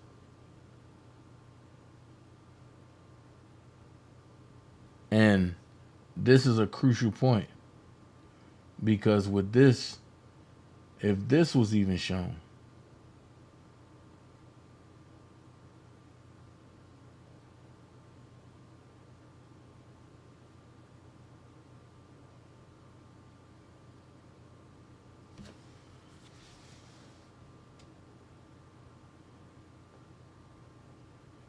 if this, what I'm about to show you, was even shown, then there's no way.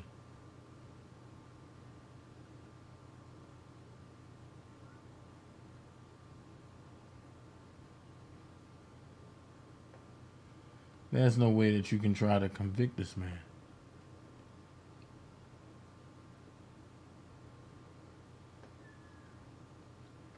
On God, you can.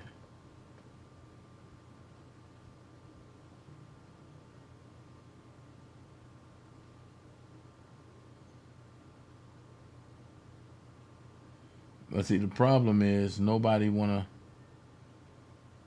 talk about real stuff. Everybody want to run with hearsay. And oh, he did this. He did that. I know he did this. I know he did that. Well, how do you know that? Were you there? Were you there when he did all this? Did you see him allegedly do this? If not, how can you say he did this? That's all I'm saying. If you wasn't there, you can't say that he did it.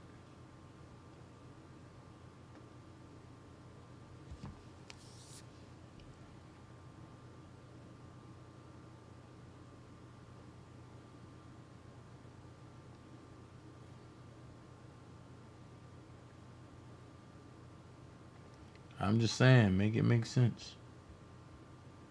Come on, where is it at? One little piece that I need.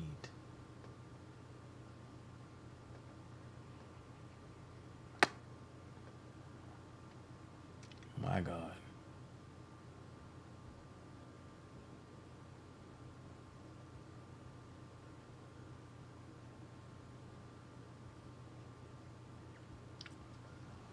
My God. So, no,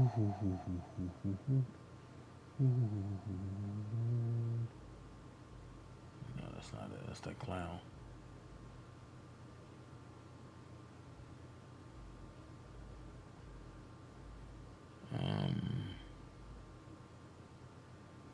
This Lisa Van Allen. Let me see. Yep.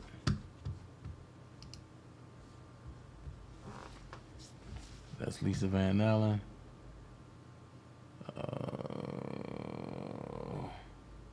This it? No. That's the thing with Azriel. Here it is. Here it is. Here it is.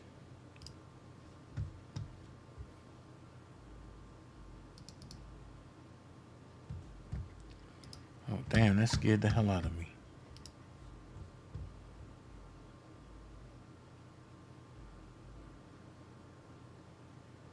Here it is.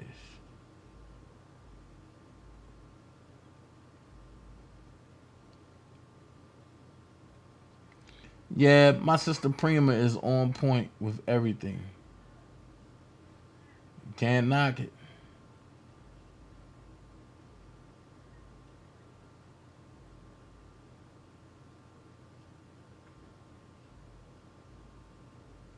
Can't knock it. Lord knows you can. She on point with her crazy self. Now, once again,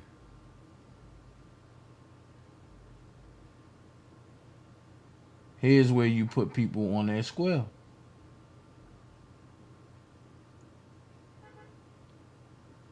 From the lies and everything that they tell.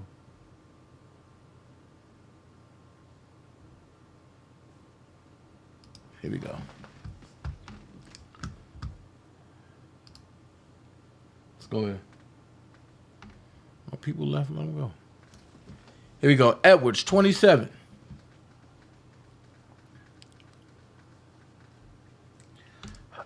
This is her folks testifying. Edwards, 27, testified she shared hotel rooms with the alleged victim when their Christian pop group toured the United States and Europe between 1998 and 2007, when her relative was a teen.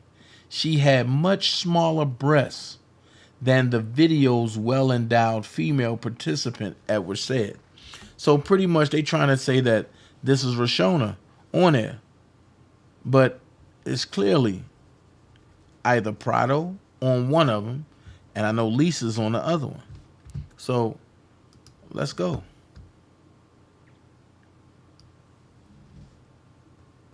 Let's go. Let's go here. Shout out to Prima Donna for this. Attorney William Buddy Myers testified. He would say that the alleged victim's relatives contacted him about representation and that he was never in possession of the video. Myers' testimony would impeach Stephanie Sparkle Edwards, the alleged victim's aunt. Edwards testified that Myers contacted her in accordance to the video. Okay. Oh, we're going to go there today. Here's the cross-examination of Lisa Van Allen. Meanwhile, the defense has another witness besides Damon Pryor that they're planning to call to undermine the testimony of Lisa Van Allen. A woman named Adenia Prado, who Van Allen mentioned in cross-examination on Monday. When a picture of Kelly, Van Allen, and Prado together was entered into evidence, Van Allen testified that she had met Prado in 1999. But the last time she had seen her was at Kelly's house around Thanksgiving 2006. Did you call her and ask her to help you engage in a conspiracy or extortion attempt against Kelly? Defense attorney Sam Adam asked. Lisa Van Allen said, "No, that is not true," Van Allen said. Did you have a special relationship with her? Adam asked. I don't understand the question, Van Allen said. I'll be more specific, Adam Sr. asked. After all, we're all grown-ups here. With Robert, Van Allen interrupted him and said, yes. So that proves that Rashona wasn't on the tape, that it was Prado, and Lisa Van Allen with Damon, and they also did one with Robert.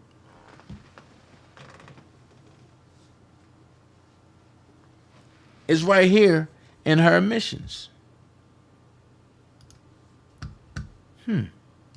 What else can we get? Okay. Let's see. Don't forget, go to Prima Donna Patreon, as well as DanaJay's Patreon. I would like to see you there. So I'm just going to show you some pics from this. This is one. So you say Damon and Robert couldn't pass for one another? But nobody's talking about this right here. Damon, which looked like Robert right here, and Yule Brown.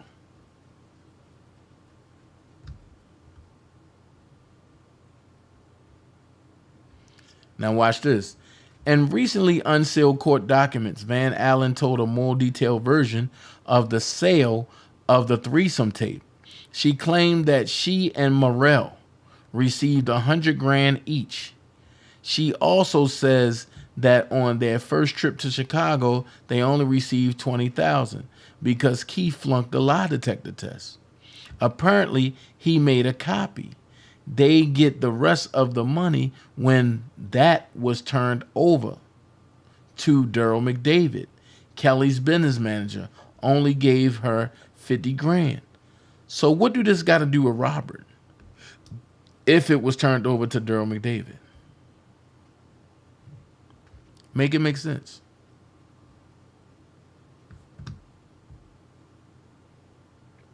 Hold on. Another R. Kelly bootleg has hit the streets, and the singer says he's finally starting to see the light. Somebody got it out of my studio because I've got too many people in the studio. Kelly told MTV News recently in Atlanta, where he was taking a break from working on his latest LP, Loveland. These are things that I'm trying to change in my life. The woman thing, the so-called friends thing, I probably spent like $2 million a year on just Chinese food and pizza for everybody. Because I've got these 10 people in the studio that don't sing or that don't produce. Wow. Hold on.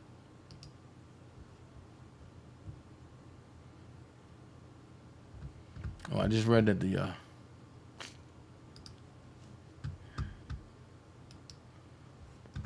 They tried to say Sparkle and Javante Cunningham didn't know each other. This is a rerun. I'm going over there again. I had to bring out the pictures. They've been knowing each other for years. The problem is, Javante said that she was a backup dancer for Aaliyah, which wasn't true. She was called in to be a backup dancer and singer, I believe, for Sparkle, not Aaliyah.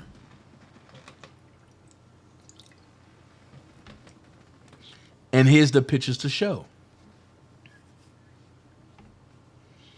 Make it make sense. Before and after. Okay? They say Rashona and Lisa don't look alike. Okay?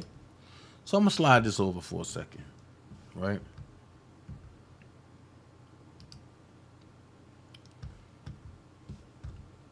Hold on. I'm going to slide this over for a second.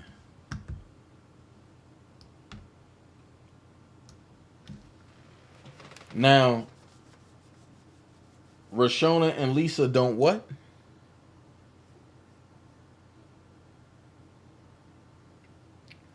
Rashona and Lisa don't what?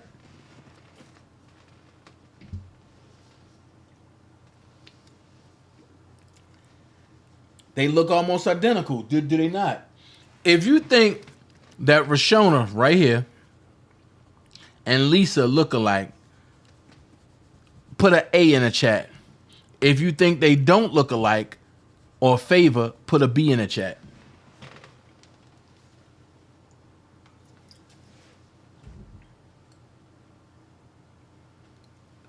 If you think Rashona Landfair and Lisa Van Allen favor or look alike, put an A in the chat. If you think they don't, put a B in the chat.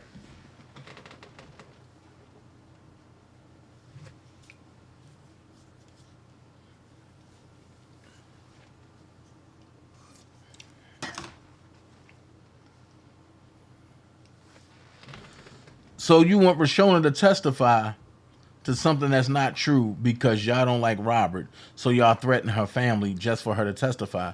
That's extortion by the government. That's extortion.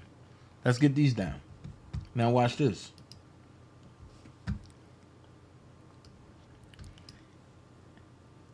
You have an older Van Allen and a younger Rashona Landfair. They still favor.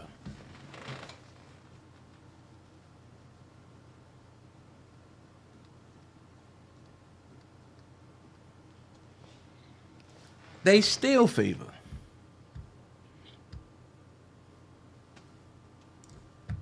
Okay. This is Damon Pryor. Shout out to him too.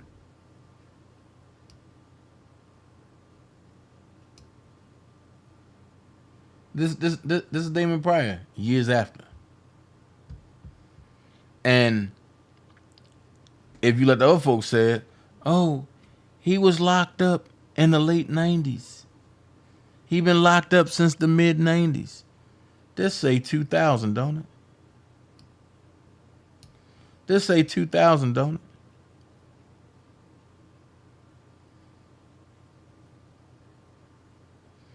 This say 2000, don't it? Those alleged tapes happened in 98, didn't it?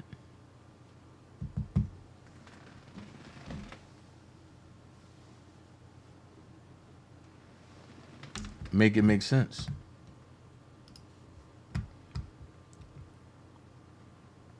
So, I'm going to go here.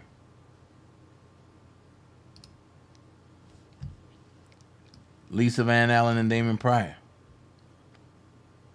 This Lisa now. That's Damon. Okay? So I'm about to have some fun. Here's the fun. Hold on. Here's the fun. Michael Avenatti said, these are all of R. Kelly. No minor is depicted or shown. I will be addressing these photos during the press conference scheduled to begin shortly at 5 p.m., 4 p.m. Central Time. We will discuss our investigation, new evidence, and new developments in the R. Kelly matter at our press conference at 4 p.m. today, local time, at 800 North Michigan Avenue. Watch this. If this is the infamous video, right, that they claim Robert was having sex with a minor on, right? Why are they bringing him into court now when Michael Avenatti already said these are all of R. Kelly, no minor is depicted or shown? So evidently it wasn't no minor in that video.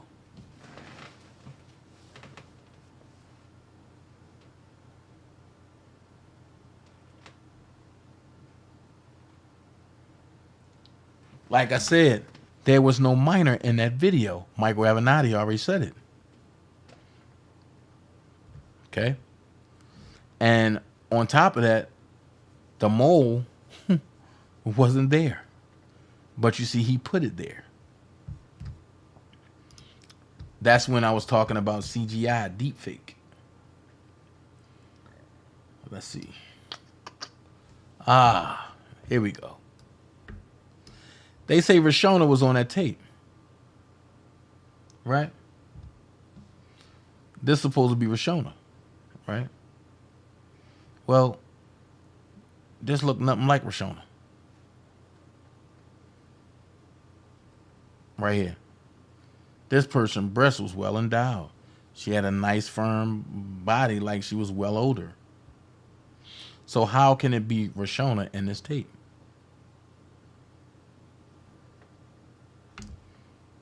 Make it make sense.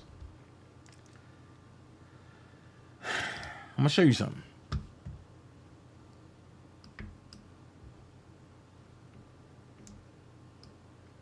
Let me show you something. You'll thank me later. You'll thank me later. For the people that say Dana lying, that's not Lisa Van Allen in the joint.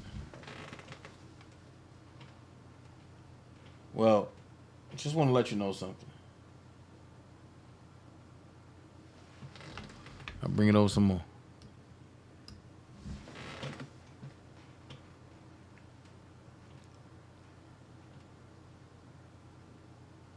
You sure?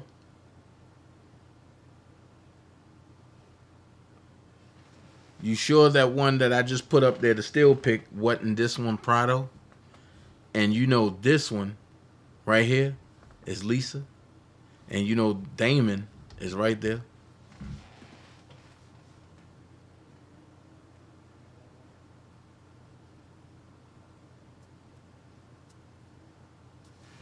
So you see, this is clearly Damon right here. And this is clearly Lisa. But you're trying to charge Rob for it. Like I said, I have it all.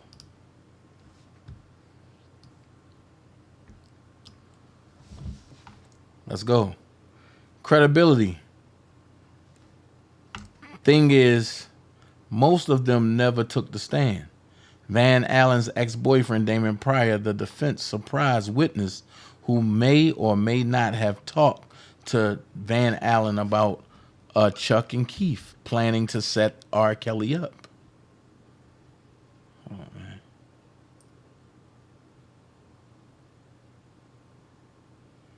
Thank you so much, Ms. Darlene.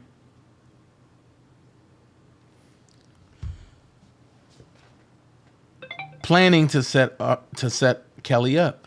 Her friend Adelia Prado, who may or may have not participated in threesomes with her and Kelly, and who may or may not have fielded a call from Van Allen.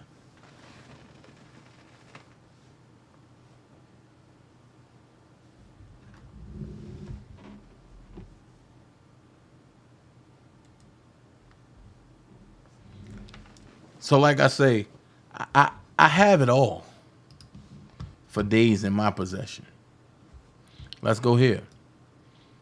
This is how the government got a 14 or 12-year-old. Listen, Michelle Kramer, Dominique mom, shared what led up to that reunion and how she strategized from afar during the years that her daughter lived with Kelly.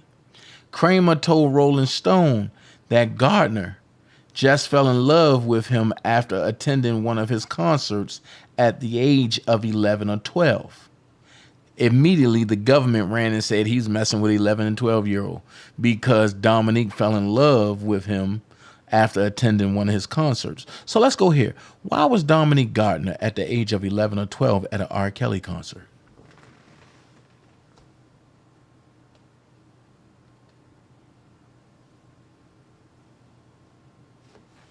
Make that make sense. Judah, you behind. Dillion don't have a husband. You're definitely behind.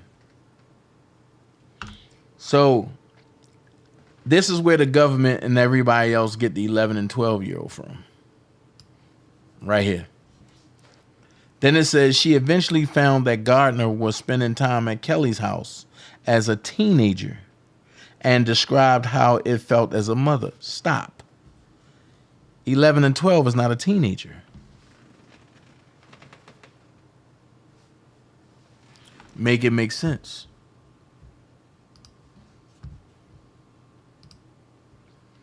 Here we go. Sparkle testified, but then Jones concluded all she wanted was money. And all the other ladies, such as witness Lisa Van Allen, wanted money. The state had some bad witnesses, Johnson said. This is Geronda talking. They didn't have any of her immediate family. So I was like, they didn't prove the case. The jury might have thought it was Kelly on the tape, but these two were not convinced. I say it wasn't him, Johnson said. It wasn't R. Kelly at all. In 1998 and 99, he did not look like that. Yeah, he was bald. He had a nice body. Stop, Geronda. So you saying that it wasn't him on the tape, right? So why now you changing your tune and trying to say it is now? Make it make sense. Here we go. She doesn't believe the marriage happened. You could show her the marriage license and she still wouldn't believe it. You could have it on tape. so to speak, and she still would be his biggest fan, as would her friend. There's nothing that he could ever do to make me doubt him, Jones said. Nothing. They can't call him a pedophile anymore, Johnson said. Geronda Johnson said.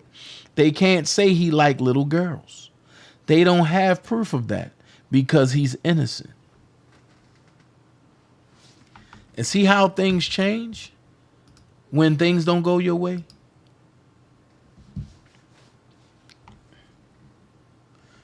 Okay, here it is. But I read all that part. I'm going to read this part. The jury might have thought it was Kelly on the tape, but these two were not convinced. I say it wasn't him, Geronda Johnson said. It wasn't R. Kelly at all. In 1988 and 1999, he did not look like that. Yeah, he was bald. He had a nice body, but he did not have a gut. And he had one on the tape. He had a six-pack and everything back then. He was sexy. I mean, he still is. But the man on the tape was so different. This is all Geronda. Now we're going to get into the interview for Essence with Elisa Van Allen. Listen to this. Van Allen. Essence.com said, how much did he offer you? Van Allen, I don't really want to get into numbers. He ended up paying in installments. The guy that I gave it to, he had made a copy and didn't bring the original. That was an issue. So Robert's accountant ended up giving us some money. And then we had to come back later with the original tape. And then we could get the rest. Then we had to take a lie detector test, proving that we didn't have any more copies. What did this have to do with Robert? Oh, because it was Robert's account? Right. Here we go. What happened to the tape? Now remember, the government said that Van Allen was forced to lie. Well, she talking to Essence right now. Wasn't nobody from Robert camp or Brotherhood around her at this time? So Essence.com said, what happened to the tape? Van Allen, I ended up calling Robert in 2007, a year before the trial ended, and telling him I had it 7 years later. I didn't have it in my possession, but I wanted him to know that it was around. He was very calm. Wait, I thought Robert was a monster. He was very calm. He just paused for a second, and then he said, like he always said, when could I get up there?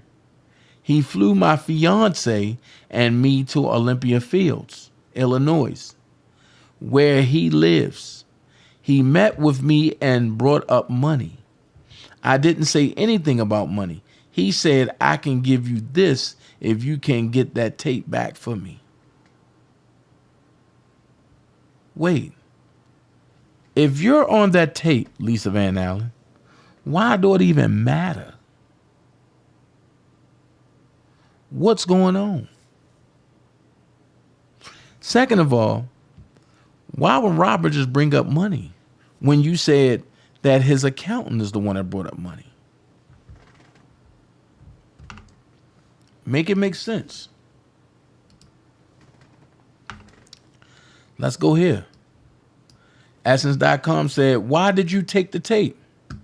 Van Allen said, because I was upset about the fact that I hadn't wanted to do a threesome. And I didn't want him watching it. I gave it to my friend because he was the only person I knew I could trust at that time. I asked him to hold on to it and not to do anything with it. So you gave it to Chuck and Keith. Okay. Essence.com said, if you had no financial motivations, what compelled you 7 years later to call him about having the tape rather than just never mention it at all? Van Allen said, well, see, that's the thing. I didn't have it in my possession. I didn't have too much control over it. I trusted my friend to hold on to it. But he had been calling me saying that people were interested in the tape. Evidently, your friend was showing it, dumbass. That's what scared me and got me to the point where I wanted to give it back to Robert because I didn't want it to get out. I knew that my friend wouldn't mind giving it back to Robert. Wait. So why didn't y'all just give it back to him instead of putting a fee on it? Let's go. With consent in Georgia, Van Allen, who was given immunity from prosecution for her testimony, said that she engaged in sexual encounters with Kelly and the girl seen in the tape that had led to Kelly's indictment. She further testified that in 2006, she removed a video of a sexual encounter with Kelly from a duffel bag that he had left on the sidelines of a basketball court at a high-end Chicago gym while he was shooting hoops. According to Van Allen, the bag was full of such tapes. He carried it everywhere with him, wherever he was at. The bag would follow. She said in an interview on Wednesday, she told me, I just didn't want that tape out there. Watch this. See the lie? I'm going to move that right there. Why I'm going to move that right there? Because I'm going to put this right there.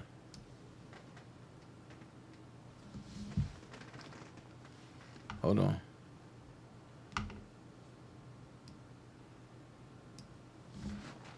Hold on. This was going to bust you in your head.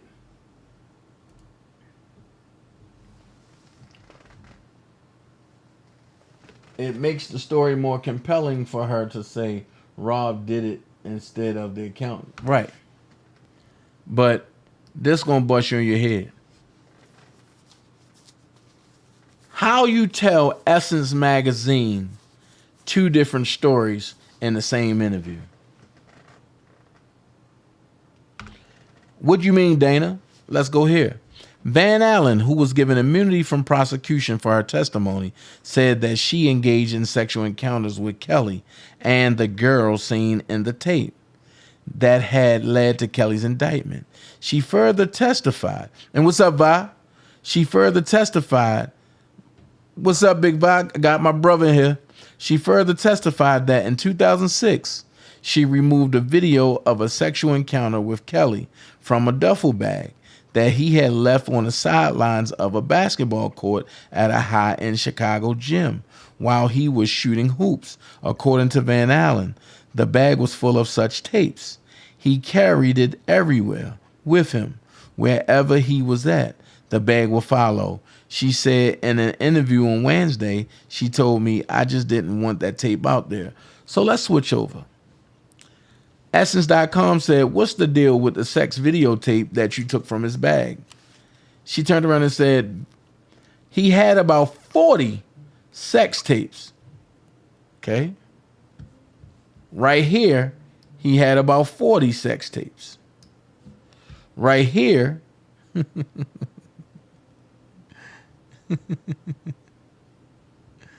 hold on.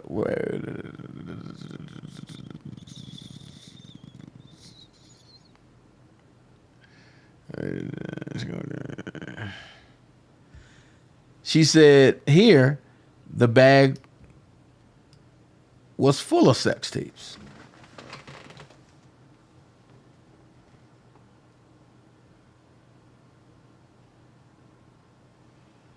Can somebody help me with this?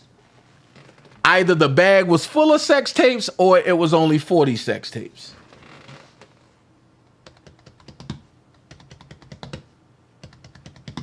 What up, J-Rock? Either the bag was full of sex tapes or he had 40 sex tapes. It's a big difference. See, what kills me is when you lie. See, you know what? I don't have time for that. I don't have time for bullshit. Y'all better quit playing with me. And you expect me to believe that? That what Lisa Van Allen is true? Because then she said over here, he had about 40 sex tapes he kept in a duffel bag that went everywhere with him. I was in the studio bored one day, and he happened to leave the bag in a room with me. I went through it and popped in a couple tapes and watched different ones with him and different girls. When I came across one with him, her, and me, I took it. I went back to my hotel room and sent it to a friend of mine's in Kansas City. Stop. So now you popped in and watched it with different girls. But right here, you said, I just didn't want that tape out there. Oh my God. Let's make this make sense. Let's make this make sense. You didn't want the tape out there, but you watched it with different girls. Wow. Wait. How did he leave the room? Right, Vi? How did he leave the room, but you watched it with him?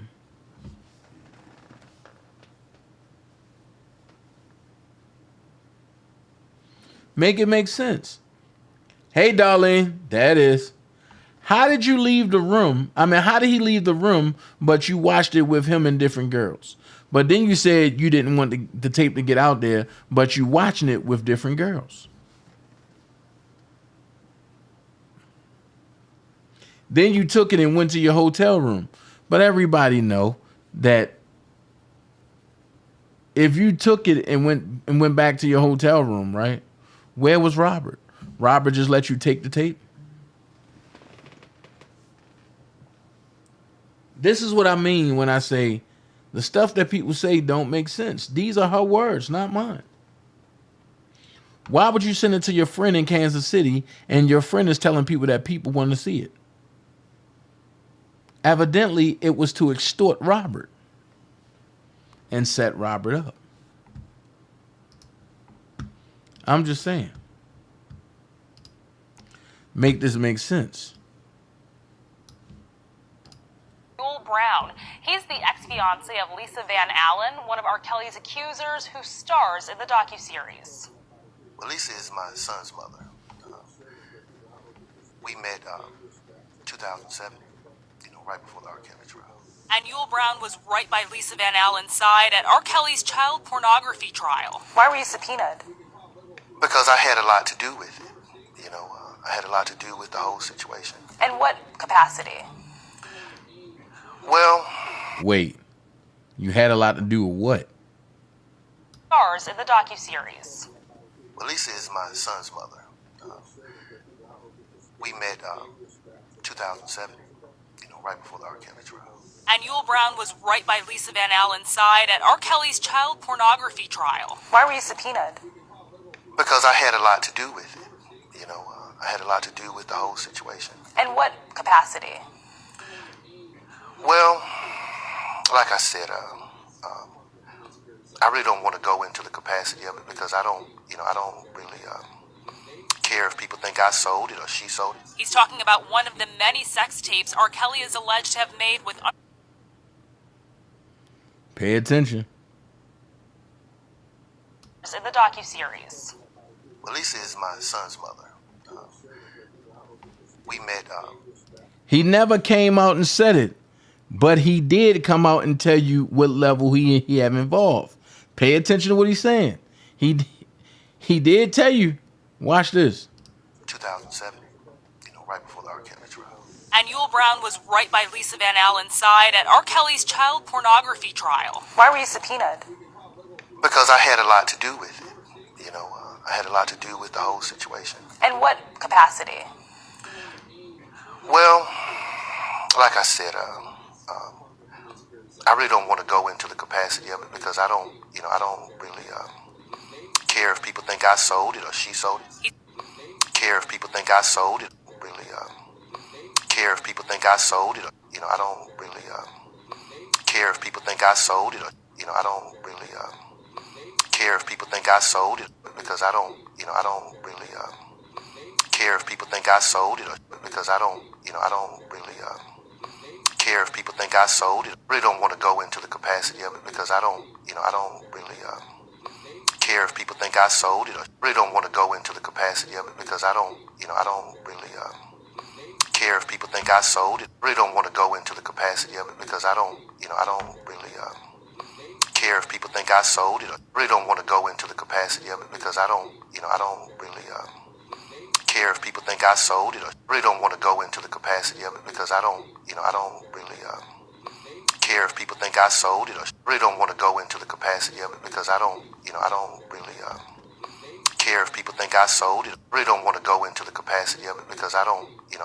really care if people think I sold it or she sold it. I really don't want to go into the capacity of it, because I don't really care if people think I sold it or she really don't want to go into the capacity of it, because I don't really care if people think I sold it or she sold it. He's talking about one of the many sex tapes R. Kelly is alleged to have made with underage girls. He would never ask me if it was okay to be filmed, but he never hid the camera or anything like that. In the docuseries, Van Allen says R. Kelly recorded her and another 14. I really don't want to go into the capacity of it, because I don't really care if people think I sold it or she sold it. He's talking about one of the many sex tapes R. Kelly is alleged to have made with I really don't want to go right into there, the capacity of it, because I don't really care if people think I sold. I really don't want to go into the. He's telling you without telling you. He said, I don't care if people think I sold it. Listen, he's doing it in third party so that way you won't think about it. Capacity of it, because I really don't want to go into the capacity of it, because I don't really care if people think I sold it or she sold it. He's talking about one of the many sex tapes R. Kelly is alleged to have made with underage girls. He would never ask me if it was okay to be filmed, but he never hid the camera or anything like that. Question. If he would never ask you if it's okay to be filmed, but he never hid the camera, you ain't never say that it wasn't okay to be filmed. Make it make sense. You ain't never say you ain't want to be filmed. So how can you? Like I said, I really don't want to go into the capacity of it, because I don't really. Good night, ATB. Care if people think I sold it or she sold it. He's talking about one of the many sex tapes R. Kelly is alleged to have made with underage girls. He would never ask me if it was okay to be filmed, but he never hid the camera or anything like that. In the docuseries, Van Allen says R. Kelly recorded her and another 14-year-old girl.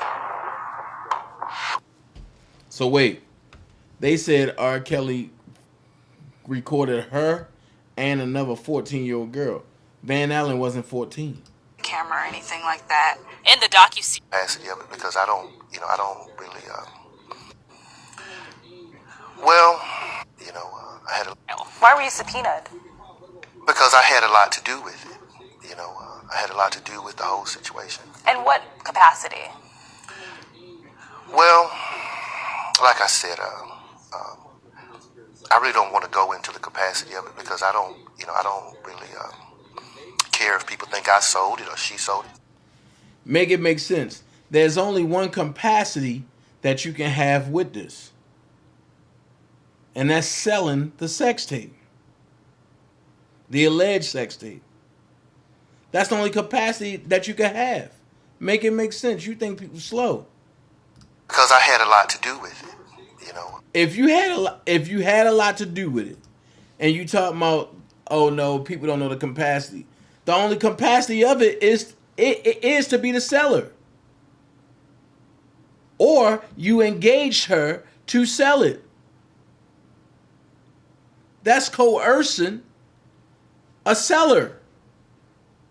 And Yul Brown was right by Lisa Van Allen's side at R. Kelly's child pornography trial. Why were you subpoenaed? Because I had a lot to do with it. I had a lot to do with the whole situation. In what capacity? Well, like I said, I really don't want to go into the capacity of it, because I don't really care if people think I sold it or she sold it. He's talking about one of the many sex tapes R. Kelly is alleged to have made with underage girls. He would never ask me if it was okay to be filmed, but he never hit the camera or anything like that. In the docuseries, Van Allen says R. Kelly recorded her and another 14-year-old girl. Facts. So, like I say, this concludes part 1 of this.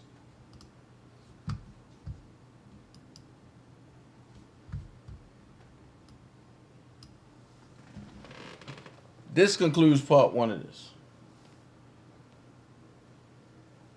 Only thing I'm going to say is R. Kelly is innocent. Bring Rob home. And if the government couldn't tell who it is, and you can't tell who it is, how in the hell can any accusers or any friends of the accusers tell who it is? I'm just saying. I thank y'all for joining me tonight. Y'all could have been anywhere in the world, but y'all here with me. Enjoy your night. Be blessed. I'm out. This is not the type of tea I want. It's over for you. This is not the type of tea I want. It's over for you. This is not the type of tea I want. It's over for you. This is not the type of tea I want. It's over for you. This is not the type of tea I want. It's over for you. This is not the type of tea I want. It's over for you. This is not the type of tea I want. It's over for you. This is not the type of tea I want. It's over for you. The boy never let me in. Sick with the medicine.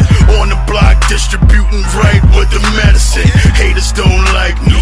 Heard they wanna fight me. Teflon at your chest. I bet you can't fight these. Mad cause I'm getting dope. Pillsbury ill flow. Niggas love to move slow. You sick of me, don't care though. Yes, I'm a savage. Out for the cabbage. Catch the boy armed up, full metal alchemist. Yes, I'm ill. And yeah, I'm so real. Coward ass niggas coming home without an appeal. Damn, how this getting done?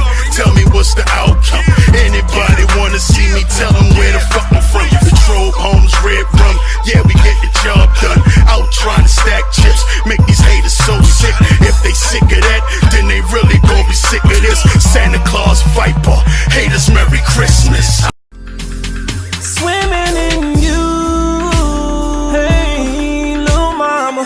Said I wanna take a dip in your pool. Just go for a little dive, yeah. Hey, yeah, yeah, yeah.